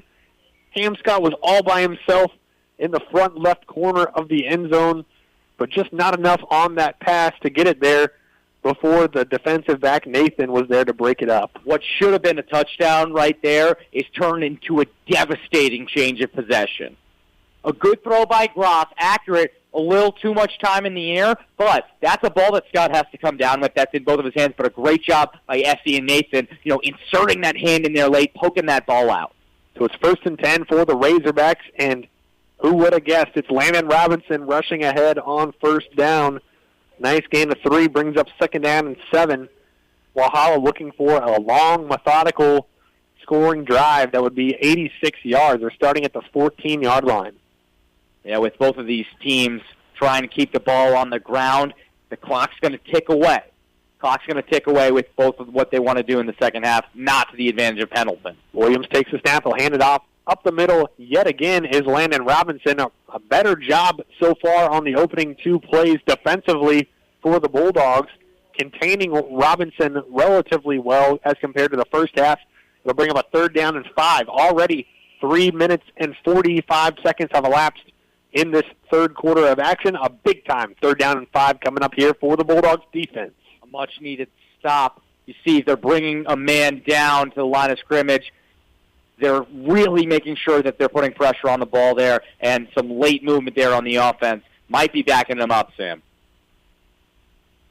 Looked like the Bulldogs did a really nice job moving as a unit to kind of force the big guys up front for Walhalla to move.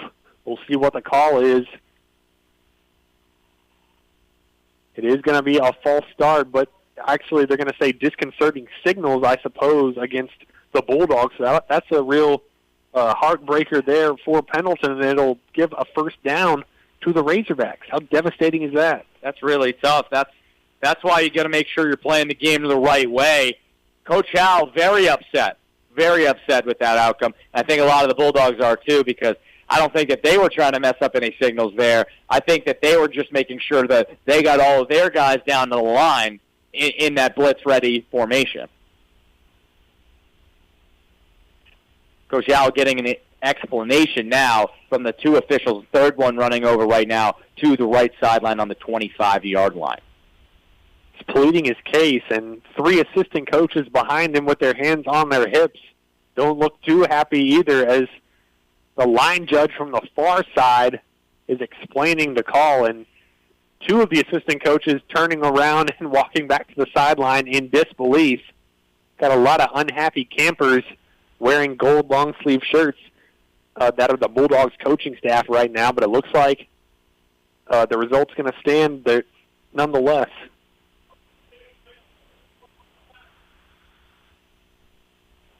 Taking a lot of time to talk these things over.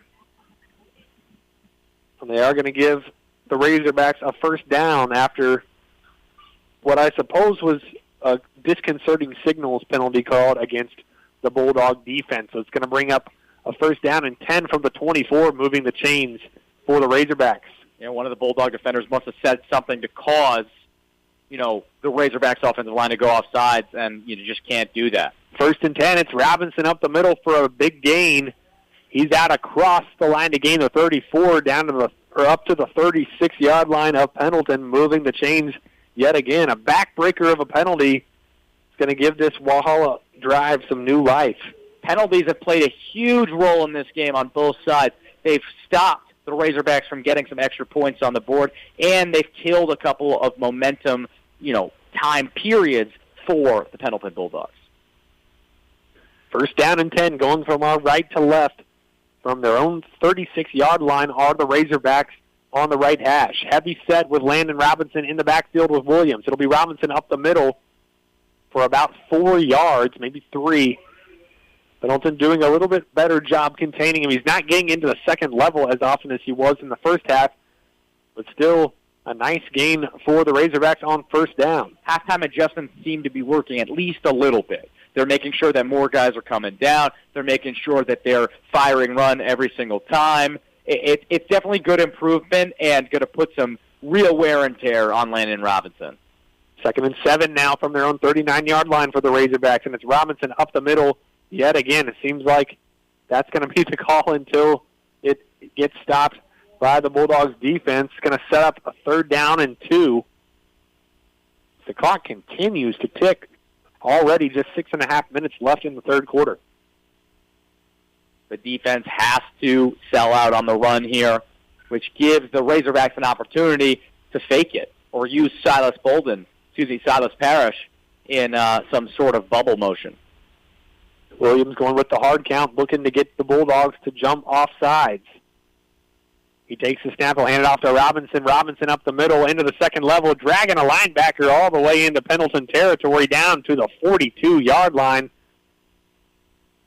And half so far for Robinson, who's looking to build on his 157-yard first half with 2 touchdowns. He's accounted for both Walhalla touchdowns as they have a 13-0 lead here in Cunningham Stadium against the Bulldogs on homecoming night.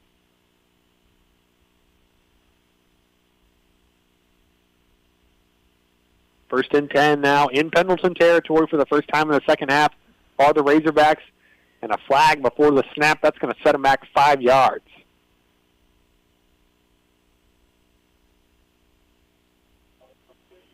False start against the Razorbacks. It's going to bring up a first down and 15. Still in Pendleton's territory at the 48-yard line. And again, you're hearing about Razorback penalties when you get to around the 40 of Pendleton. And it's definitely been a factor keeping Pendleton in this game where they haven't had much to really hope on. This time you got the Wildcat quarterback Parrish in, who fakes the handoff to Robinson and takes it himself for a minimal gain. Great job by the Bulldogs defense, keeping the Razorbacks behind the chains, setting up a second down and 13. Clock just ticking away. Looks like the Razorbacks are more than content with that outcome. Just 17 minutes left of game time. Pendleton trailing 13-0. They'll bring Parrish in motion. Will the Razorbacks, keeping it himself as Williams. Now pitch it on the left side to Parrish. Parrish has some green grass past the 35-yard line and taken down at the 34. What a triple option there. They fake the give to Landon Robinson up the middle, and they're able to move to the left side, right, to the Pendleton side of the field. Williams does a fantastic job of holding the ball as long as he possibly can before flipping it to Parrish, who gets a big gain because nobody's left to get him on the edge before being tackled at the second level. Third down and short now. 3rd and 2 from the 34. They'll give it to Robinson off the right side. Makes a couple guys miss. Fights his way forward near the 30-yard line. They'll give him the 30. That'll move the chains yet again for the Razorbacks. I said it about 8 plays ago that the Razorbacks were looking for a long, methodical drive which started at the 14-yard line. They've done just that so far. They've marched 56 yards all the way to the Pendleton 30. Good math there, Sam. I don't know if I could do that. Yeah, this is a huge drive for the Razorbacks, but if they just kick a field goal, they're only up 2 possessions still at 16. Getting repetitive here, but it's Robinson yet again up the middle, this time off the right guard.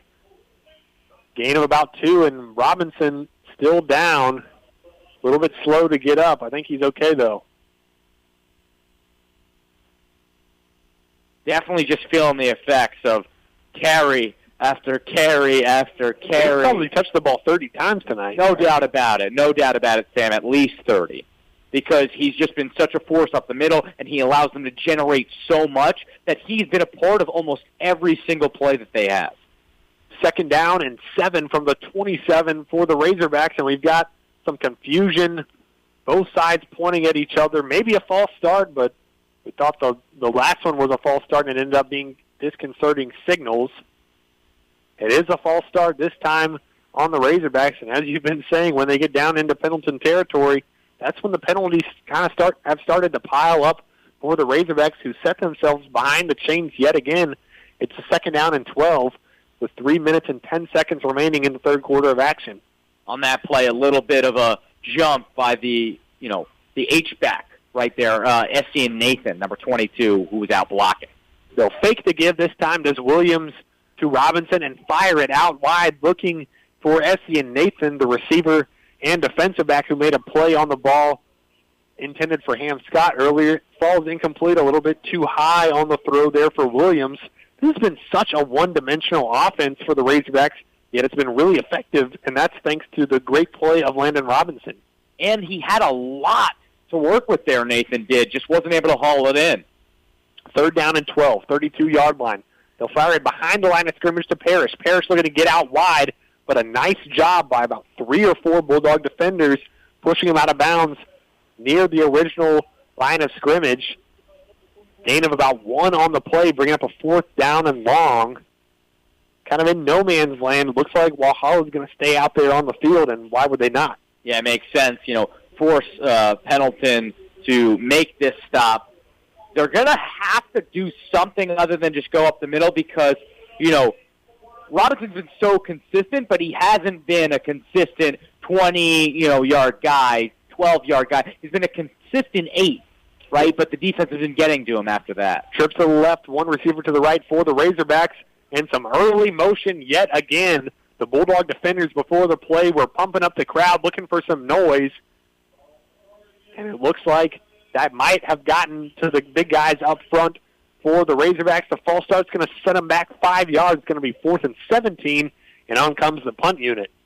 Wow, this is going to be a really tough punt by number 17, Dylan Cobb. He's got to pin him back. Otherwise, it's going to be only field position change of about 20 yards. So punting from the 37-yard line, from the 50-yard line, the line of scrimmage at the 37-yard line.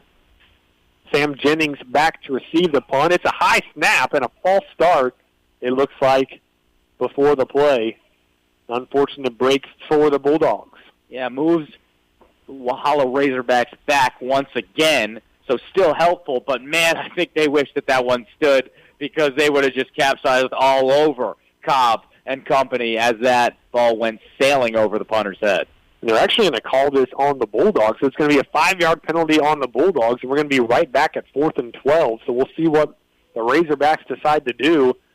As the last time it was 4th and 12, they had the offense out there, and it looks like they're going to send the offense back out there for this 4th and 12. Yeah, they really like what they're looking. It looks like they're bringing a bunch of skilled position players out there, right? They don't really have a tight end. It looks like they're going to try to run some type of motion offense out of trips to the left, Sam.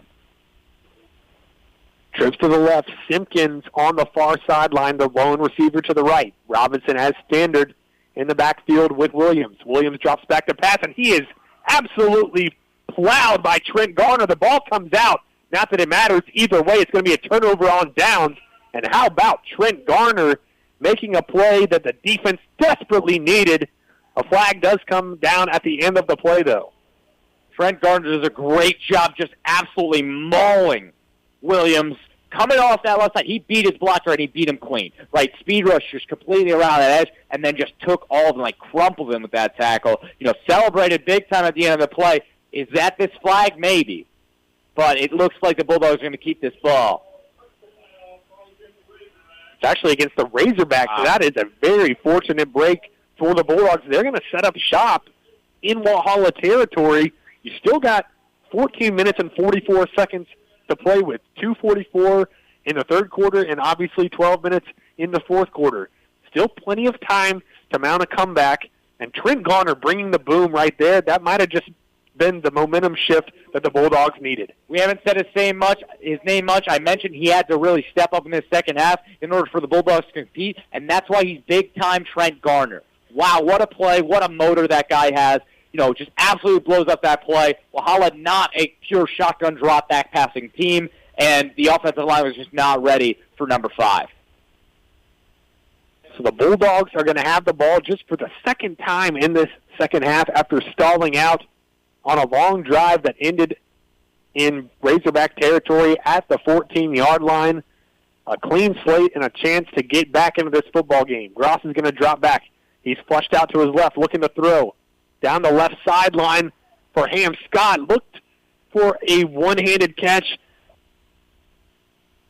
inside the 30-yard line. It's going to be second down. A lot of contact, and some fans wanted a flag there, but again, just physical receiver cornerback play on the left side. Gross just scrambling around. He does a good job, keeping his eyes, to the front. Right, make sure he's looking for plays, but he's not able to set. Right, he's running in that awkward motion, and he kind of just flips it up like in playmaker mode, and he puts a pretty good ball on Ham Scott, just not able to bring it down.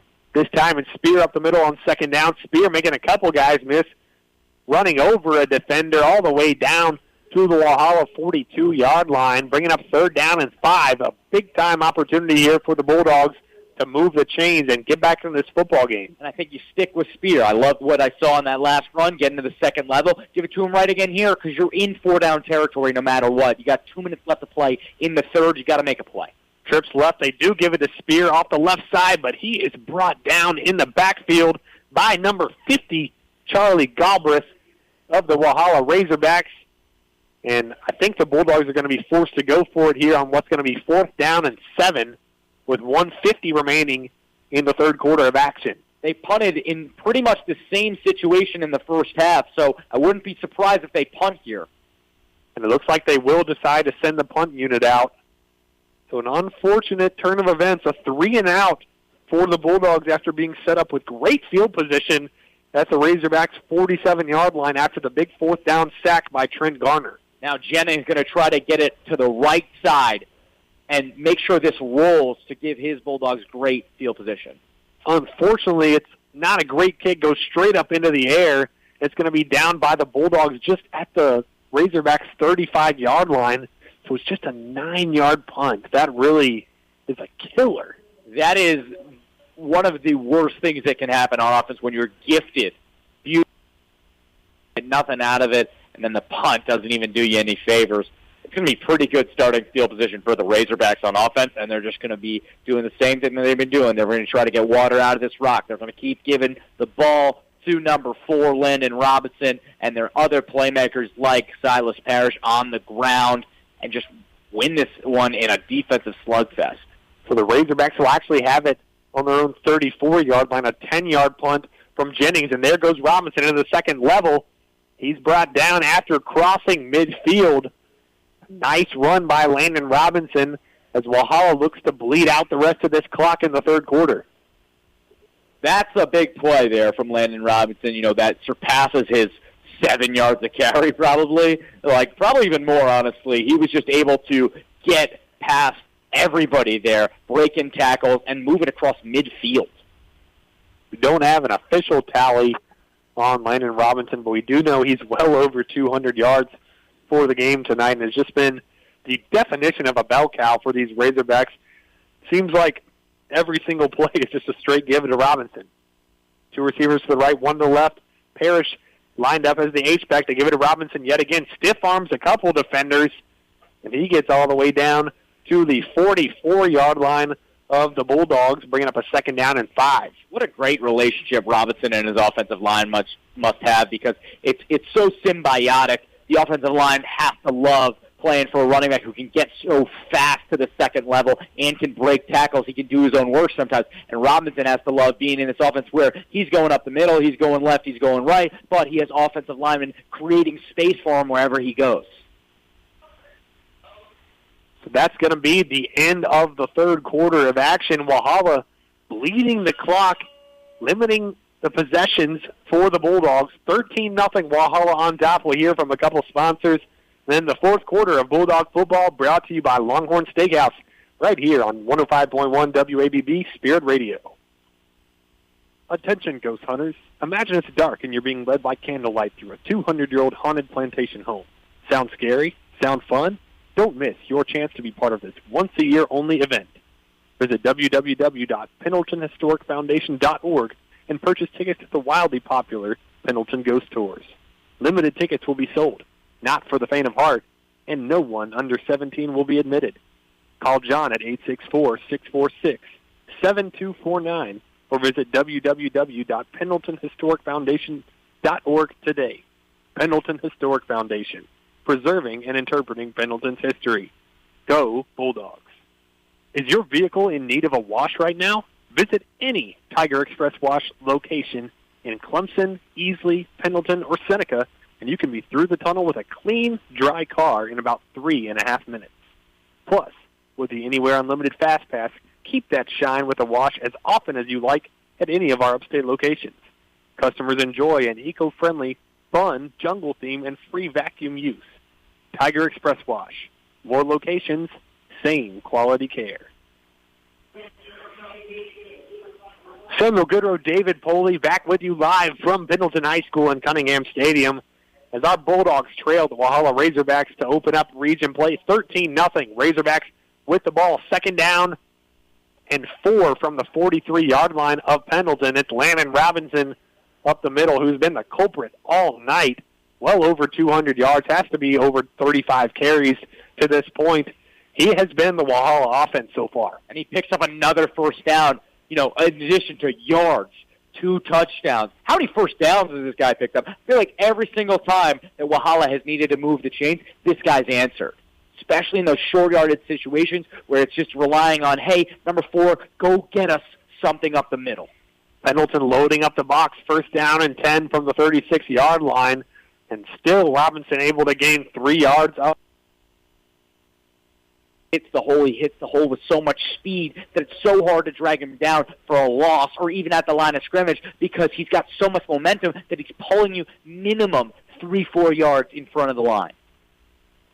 2nd down and 7 now for the Razorbacks, who are going to be content to run the play clock down each and every play for the rest of this game. 11 minutes to play here from Cunningham Stadium. Pendleton bringing pretty much everyone up to the line, and still Landon Robinson able to get 3 yards on the carry down to the 30-yard line. I think Pendleton literally had 9 guys in the box there. Yeah, and they just have to bring those guys up. They have to have so many guys in the box. They have to stack and stack and stack because otherwise the Razorbacks are just going to chew away the clock completely.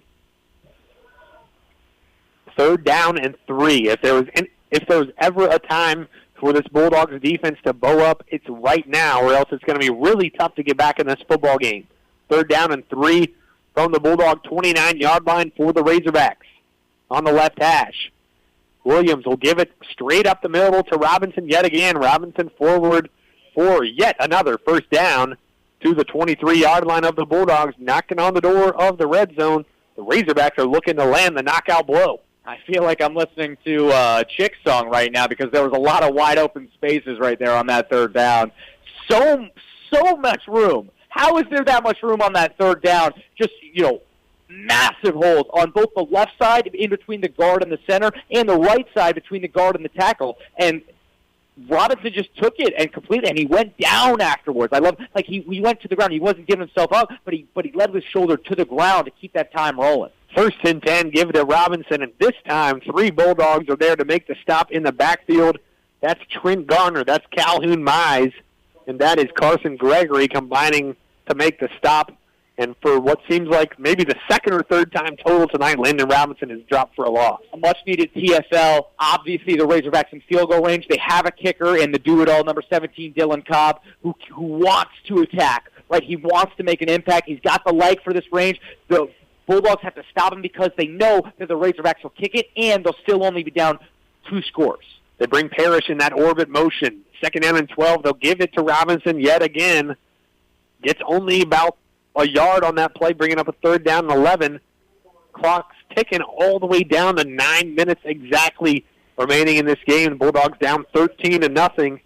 Big 3rd down 11. We've said big-time play over and over again tonight.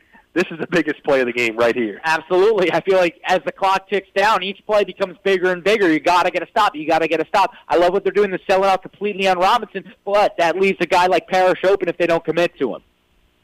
3rd down 11, you got to watch for a guy like Parrish or Jack Williams in a triple option set. We haven't seen that in a while. Williams going with the hard count, can get the Bulldog front to jump. They'll fake the handoff, roll out, fire for Parrish. Parrish caught at the 24-yard line. He's going to be shoved out of bounds just short of the 20. Clock still rolling. They're going to spot it at the Bulldog 22, bringing up a 4th down and about 7 or 8 yards. Let's say 8. And another the field. It's now or never for the Bulldogs. Yeah, the Razorbacks don't seem like they're going to put the field goal unit on there. They seem like they're going to go for it. They're shifting side of the field. The receivers are going to the left side. They got 2 to the left. Yeah, I think that was a pretty good play design, right? Because obviously they're going to switch something up there. They have, they fake it to Robinson right. Williams rolls back right, and it flips it to Silas Parrish. And now they're in a situation where they might pass it on 4th down. Bulldog fans stomping their feet. They want to stop. They need a stop. In pursuit, the Bulldogs are going to get the tackle for loss after the quarterback scrambled out to his left, pitched it out to Parrish. There, Parrish was brought down, and the Bulldogs are going to take over at their own 24-yard line. A big-time stop, which is exactly what the Bulldogs needed. Now I think that it's on the Bulldogs to go and get it. You don't really have time to establish a run. I think you've got to have to go all in on this intermediate pass game. Ross has to be confident in the pocket, 3-step, 5-step drop, keeping his shoulders up, being poised and firing, just firing no matter what. You can't take sacks. You can't be scrambling around. You can't be scared. Fire over the middle. Fire to the left side. Fire to the right side. Jennings in motion for the Bulldogs. They'll fake the handoff to Spear.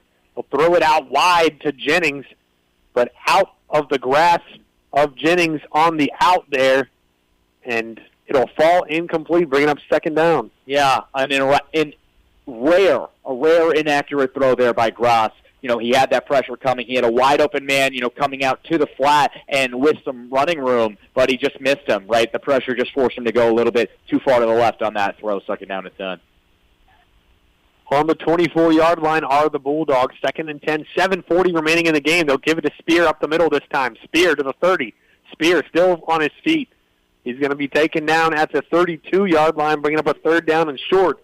The Bulldogs have got to move with a little pep in their step here. Have to, because time is very much not your friend. In fact, it's your enemy. If you score, you still got to stop the Razorbacks, who have been successful running the ball and are going to try to take time off the clock every single chance they get. You got a long way to go, but you got a short time to get there. 3rd and 1 from the 33-yard line. They'll give it to Spear up the middle yet again. Spear's got some green grass. Spear's going to be taken down by the second-level defenders right at the 40-yard line. A nice run, even despite the loaded box there by the Razorbacks, moving the chains for the Bulldogs. 7:05 remaining, still down 13-0. Now you're at the 40. You've established a run. You can continue to work with that. You just got to know that that's what's going to get you. And if it stops, you can't panic. One receiver to each side. The H-back in the formation for the Bulldogs. Ross takes the snap, and there's a flag before the snap. That's likely going to set the Bulldogs back 5 yards. Yeah, I think they called it, a far side official called it, and I think that's going to be a false start on the Bulldogs. It is indeed a false start on the Bulldogs. It'll be 1st down and 15 from the 35-yard line with just 6 minutes and 53 seconds remaining.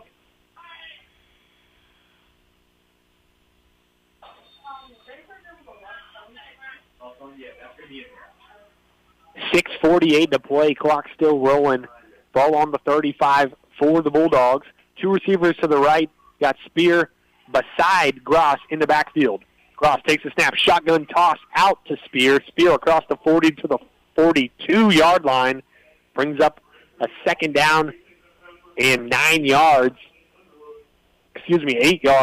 for the Bulldogs, who are still in desperation mode, needing to go fast.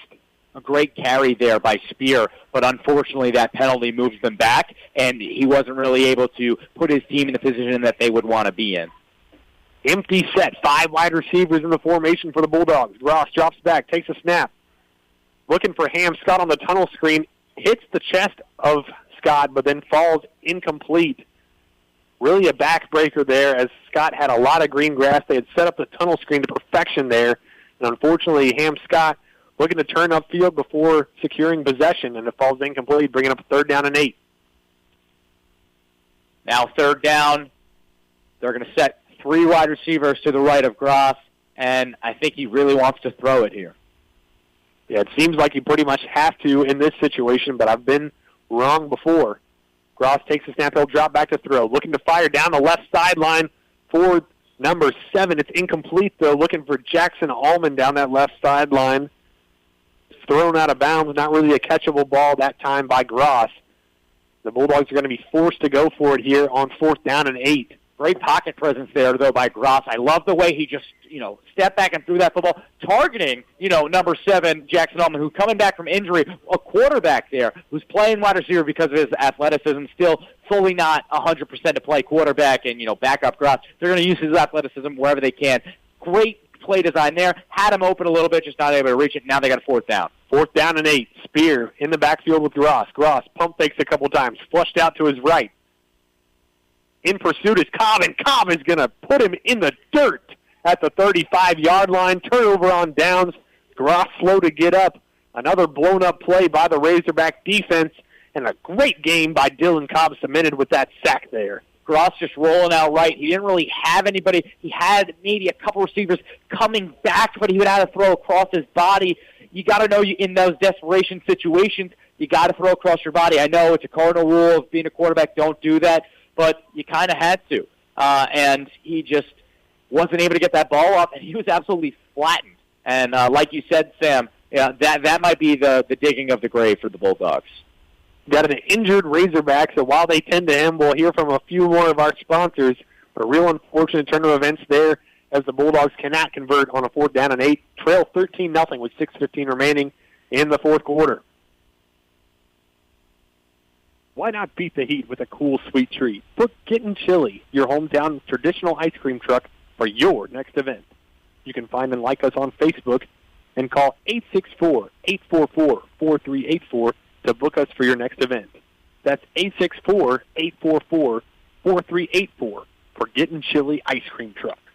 Liberty Hall is a 10-room bed and breakfast with en-suite bath in historic Pendleton, available for those traveling to our area and local getaways. Liberty Hall venue is a great location for wedding receptions, corporate meetings, parties, and events. Call Liberty Hall today for your next event. Samuel Goodrow, David Poley back with you from Cunningham Stadium. It's been all Walhalla Razorbacks tonight, and it's been all Landon Robinson, the senior running back for the Razorbacks, who has been absolutely dominant here tonight, well over 200 yards on well over 35 carries. Here he is yet again on 1st down. He's going to be dropped for a loss this time by the Bulldogs defense, something that's been an extremely rare occurrence here tonight, with just 6:03 remaining in the 4th quarter. Bulldogs defense has been great as of late, stopping Robinson. I think they're just completely playing him every single time. They're willing to let something else beat them. I like the way that they're playing face up. I like the way that guys are, full sprinting still late in this 4th quarter down the line. I love to see it. I think the Bulldogs defense has actually been pretty good tonight, all things considered. Only giving up 13 points, forcing the Razorbacks to stall out, in Pendleton territory many a time, even though sometimes that is due to just Razorback penalties. But I think the defense has held strong. Can they provide a miracle turnover? 2nd down and 13, 5:28 remaining. Robinson bursting through the hole with a full head of steam down all the way to the Bulldog 21-yard line. That's going to move the chains. Yet again, a fresh set of chains for the Razorbacks, who have dominated the time of possession here tonight. I'd say they've probably had the ball for 35 minutes of the 48. Would you say that's fair? I would say maybe a little less, but I think that they have at least over 60% of that time. It has just been Razorbacks, Razorbacks, Razorbacks. Clock rolling yet again. We are 5 minutes and 2 seconds remaining in this contest. It's Robinson off the left side yet again. Easily has a first down into the second level and taken down at the Bulldogs' 6-yard line. The Razorbacks are knocking on the door of their third score of the game. Haven't scored in this second half. It's been a nice rebound performance by the Bulldogs' defense. Unfortunately, the Bulldogs' offense hasn't been able to get on the board yet, and so we are still at a 13-0 score as Robinson 2 first-half touchdowns have set up the Razorbacks with a 13-0 lead. Here he is again on 1st and goal from the 5. Untouched into the end zone is Robinson, his third touchdown of the night, and really has been, other than Parrish a few times, it's been Landon Robinson play in and play out for the Razorbacks, cementing his incredible performance with his third touchdown, putting his team up 3 scores and icing the game. A hat trick by Robinson. Great job hitting the hole there. Really reminds me of another famous Razorback, Darren McFadden. He really reminds me of Darren McFadden in his speed. He's built like a big, strong bell cow, and he's able to just take it 30, 40 times a game into opposing territory, right? When McFadden was at Arkansas, you know, they had other very talented players like Felix Jones, who was a first-round draft pick, and Peyton Hillis, who had a great season in the NFL one year with the Cleveland Browns. But Darren McFadden was the show. Darren McFadden, they just kept showing him on the sidelines, and McFadden was just going to gain after gain, never let up, was always punishing defenders for coming down to get him, and bursting for a couple big-time plays, you know, big yards per carry type of guy, and that's exactly what I see at the 3A level here with Landon Robinson.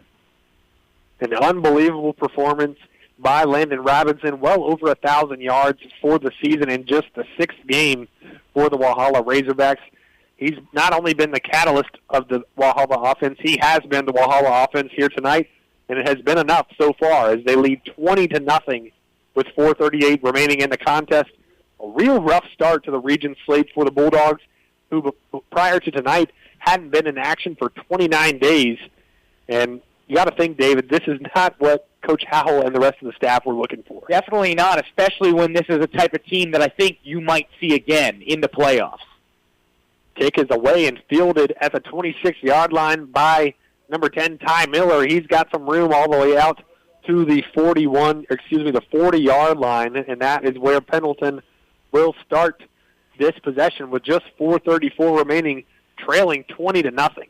It doesn't look like it's going to be the Bulldogs' night on offense. What do? You try to get some points on the board. You try to take momentum any way you can, and next week you try to give confidence to your players, specifically your quarterback and receivers, get them in the end zone. But you got to play smart here. You don't want things to get out of hand. 1st and 10 for the Bulldogs from the 40-yard line, looking to get on the board for the first time tonight. Straight drop back for Gross, still backpedaling. He'll fire for Cahaley, caught at the 50. Cahaley looking to make a couple guys miss. He'll be forced out of bounds at the Walhalla 46-yard line. Actually give him the 45-yard line. A nice game for the Bulldogs and one of the best passing plays of the night there for Gross. One of the best pass protection jobs by the offensive line tonight. You know, allowed Gross plenty of time, and he was just able to, you know, sit back. I loved his stance, was able to find the open receiver in Cahaley, and Cahaley made a great play a couple yards after the catch. So 1st down and 10 now from the Razorbacks 45-yard line for the Bulldogs. Chase Gross will drop back to pass yet again, fires over the middle looking for Ham Scott at the 30-yard line. That's Mellow Mattress, but in coverage there is number 22 for the Razorbacks, Essie and Nathan. Throw came up a bit short. We'll bring up 2nd and 10 here with 4 minutes and 20 seconds remaining in the game. It's been a rough night for this Bulldogs offense, who just hasn't been able to put a drive together. They got down to the 14 on their opening drive of the second half, but the drive stalled out there. And besides that, it's been a lot of 3-and-outs and a lot of less than 7-play drives. False start is going to derail this play, bring up a 2nd down and 15. Bulldogs backed up. but they're trying to make sure they're establishing a solid intermediate pass game that they go to maybe earlier. I think that what would really benefit the Bulldogs is having more of a pro-style attack. Obviously, you're going to be out of gun a lot, and I think that's okay. I mean, your offensive line is not as big as a lot of the other teams that you're going to be facing in 3A, but a pro-style attack of more, quick drop-back type of passing, running up the middle, playing to the screens, that could be very beneficial. Gross takes the snap, and immediately some pressure in his face with Parrish. He does a nice job of evading Parrish initially, but then as Gross gets back to the line of scrimmage, Parrish is the one there to make the tackle. A great job by Gross there, spinning out. Unfortunately, he just had nowhere to go and nobody to throw to, right? He kind of squeezed himself to that short side of the field, spinning around. Had to get anything he could. He was able to get about a yard, but puts his team into a very deep third down. Third down and 14, still behind the chains are the Bulldogs as they have been much of tonight. Gross will drop back to pass. He'll fire down the left sideline. There's Sam Jennings. Caught at the 17-yard line, makes the guy miss. Dragging a defender, can't quite get into the end zone. But the best play of the night for the Bulldogs, a great throw by Jace Cross down the left sideline, and a great route run by Sam Jennings.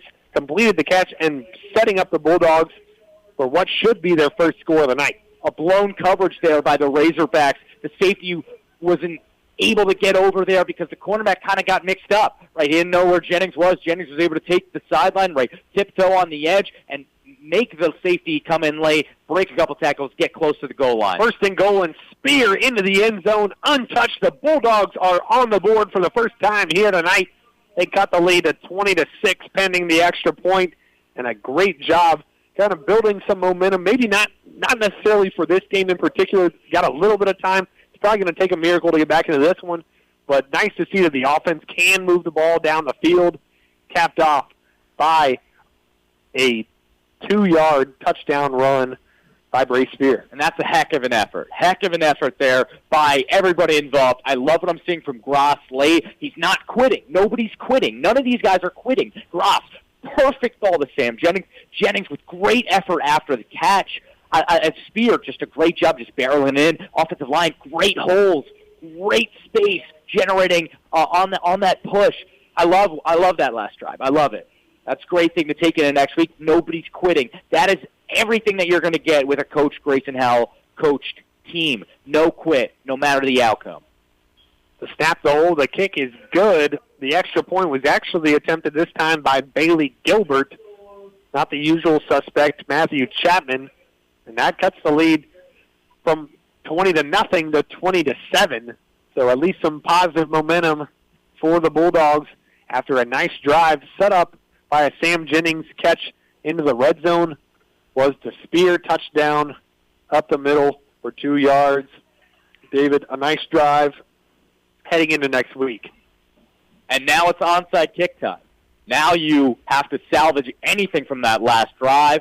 Hope that the football gods are watching upon you, and you can make sure that you can get this onside kick in any way you do. A great onside kick tactic that so many coaches deplore is, hey, use your guys on that front line, load up one side, and make sure you're hitting, right? Hit a lot of the guys, who are in that front line who are maybe going to receive that kick. Make sure you hit them, and then you try to pounce on that ball. So Matthew Chapman on the attempt, the onside kick. It's a dribbler, and it's going to be dove on by a Walhalla special teamer at the 50-yard line. That's number 22, Essian Nathan, who's made a lot of plays on both sides of the football. Now in the third phase of the game, saving the Razorbacks from giving up another possession to the Bulldogs.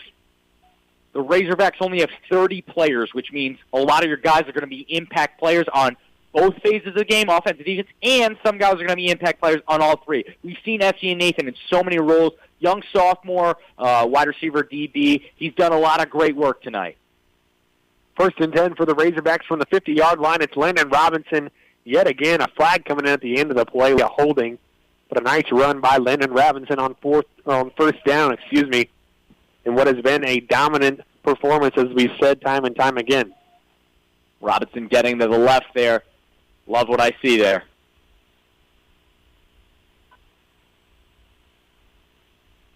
Officials discussing about how far they need to set the ball back. but it is holding on the Razorbacks. That'll be a 10-yard penalty. Very interesting how the greatness of Landon Robinson tonight has kind of overcome a pretty sloppy performance by the offensive line in regards to penalties. Obviously, the offensive line has been great at generating space and running lanes for their back, but a lot of penalties. Got to be over 10 now. Yes, certainly a lot of penalties for the guys up front in white and purple. Thankfully for them, Landon Robinson's been so good that it hasn't really mattered. First down and 20 this time. Robinson diving forward for a gain of about 5 yards, setting up a 2nd and 15. And Sam, it's just so great that these two teams are out here. I mean, it's been so long since Pendleton's played. Same thing for Walhalla. Obviously it's homecoming night for Pendleton. A lot to celebrate, honoring so many people that just impacted this school and this community, men and women, girls and guys, students at the school who have given their all to being a Bulldog. Unfortunately, the team not able to get it done tonight. But with all the relief from the hurricane and, some great things going on in the community, there's still a lot to be happy for and a lot to look forward to next week. Yeah, absolutely. A great reunion for all these members of the community, fans, students, faculty, and, of course, the players reunited on homecoming night here in Cunningham Stadium after a 7-week leave of absence from Cunningham Stadium, a 4-week leave of absence from the football field in general for these Bulldogs. So a great night celebrating several members of the community. They crowned the homecoming queen at halftime. Abijah Webb was named the homecoming king in the pep rally before the game tonight. So congrats to the senior Abijah Webb. We wish him well in his recovery. Hope to see him back on the field extremely soon for the Bulldogs. But tonight it's been on the football field. It's been all about the Razorbacks, who lead 20-7 here with 3:10 remaining in the fourth quarter. 2nd down and 14. They'll give it to Robinson yet again up the middle. Robinson into the second level and brought down as he crosses the 50 into Bulldog territory at the 49. Pendleton's going to spend their second timeout. We'll take it with them and quickly hear from a couple more of our sponsors. Are you in the market for a new washer or dryer? How about a new refrigerator or a new range? Maybe you'd rather have a new state-of-the-art TV and home theater system with surround sound. If so, be sure to go see the folks at Crenshaws TV and Appliance for the finest selection, advice, and service after the sale. Open 24/7 at www.tvandappliance.com. Proud sponsor of the Pendleton Bulldogs. That's www.tvandappliance.com. Looking for a place to connect and build community? Join us at Foothills Church in Pendleton. We meet every Sunday at 10 a.m. at Pendleton High School. Whether you're new to exploring your faith or looking for a new church home, you're welcome here. Come experience uplifting worship, a message with real-life application, and a community that cares. That's Foothills Church, Sundays at 10 a.m. at Pendleton High School. We can't wait to see you there. Samuel Goodrow, David Poley back with you here from Cunningham Stadium at Pendleton High School. It's Razorbacks 20, Bulldogs 7 here at Pendleton High School's homecoming night. Razorbacks have the ball 3rd down and 9 with just 3:04 remaining in the contest. Trips to the right, one receiver to the left for the Razorbacks. Williams takes a snap and gives it up the middle to Landon Robinson for a gain of 3 yards. And Pendleton's going to use their 3rd and final timeout. Yeah, Pendleton just used a timeout before that ad break. They're going to use another one here because on 4th down now they have a real chance to stop the Razorbacks. And it would be a miracle, but with the way that the offense looked last time, they could get on the board again. And then they would be relying completely on an onside kick as there's no 2-minute warning in high school football.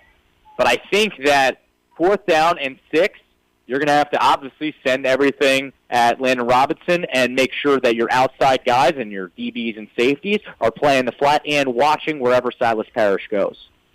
Yeah, and first things first, you got to control what you can control. Get a stop here, score a quick touchdown, and leave the rest up to the football gods, like we mentioned earlier. Absolutely, and a lot of that comes down to grit and hard work. Very, very important to say that the Bulldogs are in this position because these guys on defense and on offense are still giving 110%. A 4th down and 6 impending for the Razorbacks with 3 minutes left in the game. Razorbacks lead 20-7 thanks to 3 Landon Robinson touchdowns.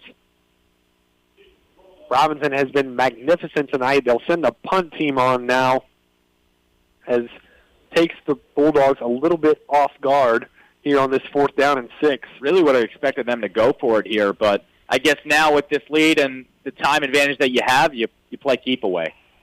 Punt is away off the right foot of Dylan Cobb.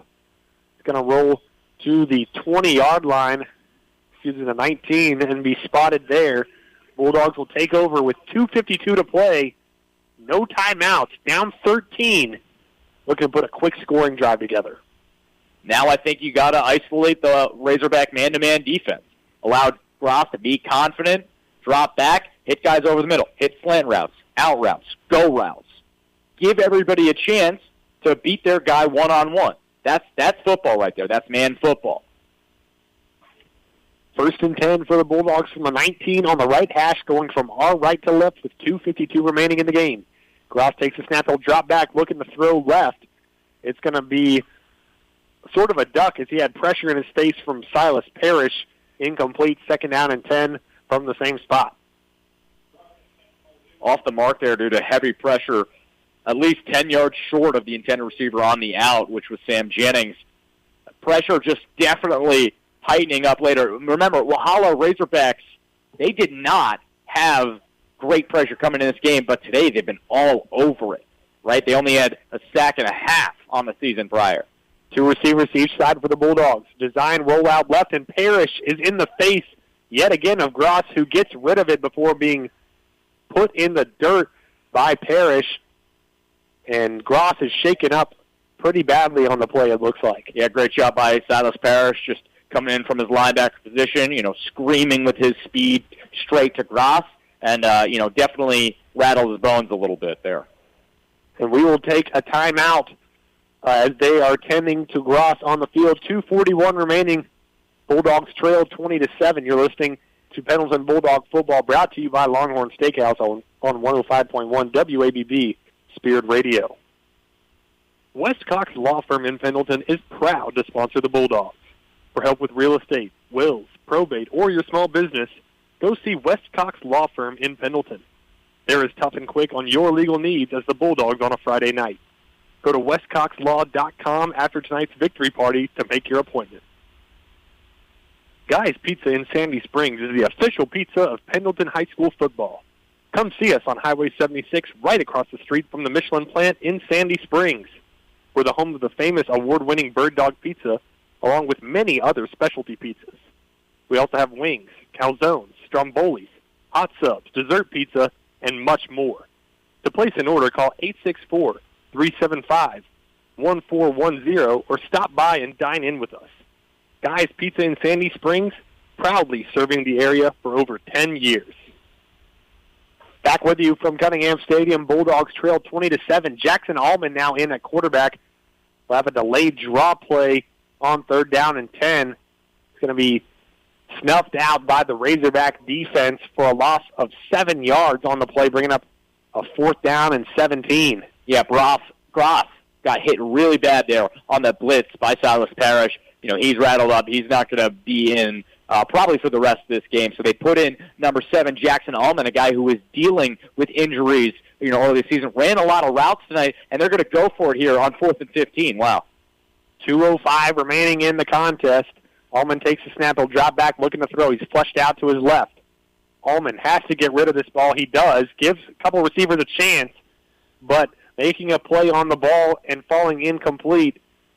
Kai Nathan in coverage there. Falls incomplete. Walhalla will take it over there, and if they so desire, they can just kneel the clock out from here. 1:55 remaining. A great job with Kai Nathan and Darian Simpkins, the two guys in coverage. As Allman, he rolled out to his left, heavily pressured, so he had to turn his body completely and just fire one out there to 2 receivers. 2 receivers, 2 DBs, man football, right? But Nathan and Simpkins do a great job of sticking with their guys, and just nothing there, completely clean. Everybody's a little content around the 40-yard line, but nothing to see there except for a kneel out now from the Razorbacks. Yeah, they will do just that in the victory formation. Williams takes a snap and will knee it at the 14-yard line. Clock continuing to roll. Looking ahead to next week, Walhalla, who will be 1-0 in the region and 3-3 overall. They head to Berea next week, and our Bulldogs will head to Westo. We'll be live on air for that one probably at around 7:10 next Friday night, so be sure to tune in with us on 105.1 WABB Spirit Radio as the Bulldogs look next week for their first region win against the West Oak Warriors. Tough one tonight for the Bulldogs, but what a performance by Landon Robinson. What a performance by Landon Robinson. That guy is one of the best running backs in South Carolina. You can see why he had 890 yards coming into the night, well over 1,100 now, and another 3 touchdowns to add to his 10 before. That's 13 touchdowns on the ground for him this season. He may go over 2,000 this year. Certainly well on his way, and the Razorbacks will just have to snap it and kneel it one more time, and this one will be official. 43 seconds, and still ticking down is the clock. Williams takes the snap, and for the final time, his right knee will hit the ground, and Walhalla improves to 3-3, 1-0 in the region. Pendleton falling to 2-3, losers of 3 straight, and 0-1 in the region. Really just a tough night for the Bulldogs in the first game without Abijah Webb. Really not able to get much going on offense until the 2-yard touchdown run by Bray Spear with 3:22 remaining in the game that was set up by the long pass completion from Gross to Jennings. Before that, really nothing doing for the Bulldogs, Dave, as we move into this Brains on Exchange postgame show. Yeah, a couple thoughts here, Sam. First, on third down, something we didn't really talk about during the game, on third down, the Bulldogs were just not good enough, flat out. I mean, I couldn't really think of a big third down that the Bulldogs converted tonight. Of course, they did on sometimes. You know, I remember one to Bray Spear in a short yardage situation, but on third down, they weren't good enough, and they weren't getting chunk yard plays of 3, 4, maybe even 5 on first down, right? You weren't giving your offense a lot to work with. You know, Gross early looked a little flustered, and that's what I'm going to say. The offense did kick in late. Offense kicked in late, but they didn't start hot out of the gate. They haven't for the past couple of weeks now. The trenches have to be tougher early because on offense and defense, the Razorbacks owned the line of scrimmage until the very end. In the very end, you saw on the defensive side of the ball for Jeremy Johnson's staff, they started blitzing a little more. They started keying in, and still a guy like Landon Robinson, who's an absolute stud, is going to get some yards. But they did a better job of it. But the offense has to kick in early if they're going to win this game. The defense did a pretty good job, I think, all things considered. But man, what a performance from Landon Robinson, and a lot for Pendleton to think of going into next week when they play West Oak. Pretty cut and dry game recap this week. Landon Robinson got the scoring started late in the first quarter with a 4-yard touchdown run to set up the Razorbacks with a 7-0 lead. They carried that lead into the second quarter, and with 1:50 remaining in the half, Robinson added his second touchdown of the night. That was a 5-yard run to make it 13-0 after a missed extra point. Then after a scoreless third quarter, Robinson found the end zone for the third time with a 5-yard touchdown run. Thanks to Ryan Davenport on X, we now know that Landon Robinson eclipsed 50 carries tonight, Dave. You don't see that too often, but the Bulldogs did get on the board late in the fourth quarter with a 2-yard touchdown run by Bray Spear, and that pushed our final score to 20-7. Dave, where do the Bulldogs go from here? I think the Bulldogs have to be positive, but also be critical, right?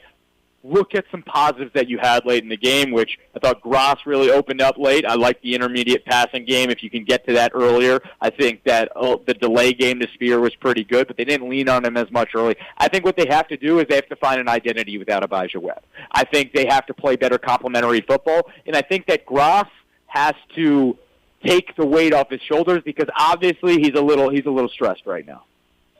Absolutely. Well, it was great to be back with hundreds of our closest friends here at Cunningham Stadium after a long leave of absence here just to rally the community for homecoming here tonight. Unfortunately, the Razorbacks come in and crash the homecoming party. They come out with a 20-7 victory over our Bulldogs here tonight after a stellar performance by the senior running back for the white and purple, Landon Robinson. Over 50 carries tonight, And so the Bulldogs going to have to respond to this tough loss, but it should be a nice get-right spot next week at West Oak. We will be live at 7:10 next week for that contest, so stay tuned for that. That's going to wrap it up here for us tonight from the press box at Cunningham Stadium at Pendleton High School. For David Poley, for Jeannie Burris back at the studio, I'm Samuel Goodrow saying God bless and go Bulldogs.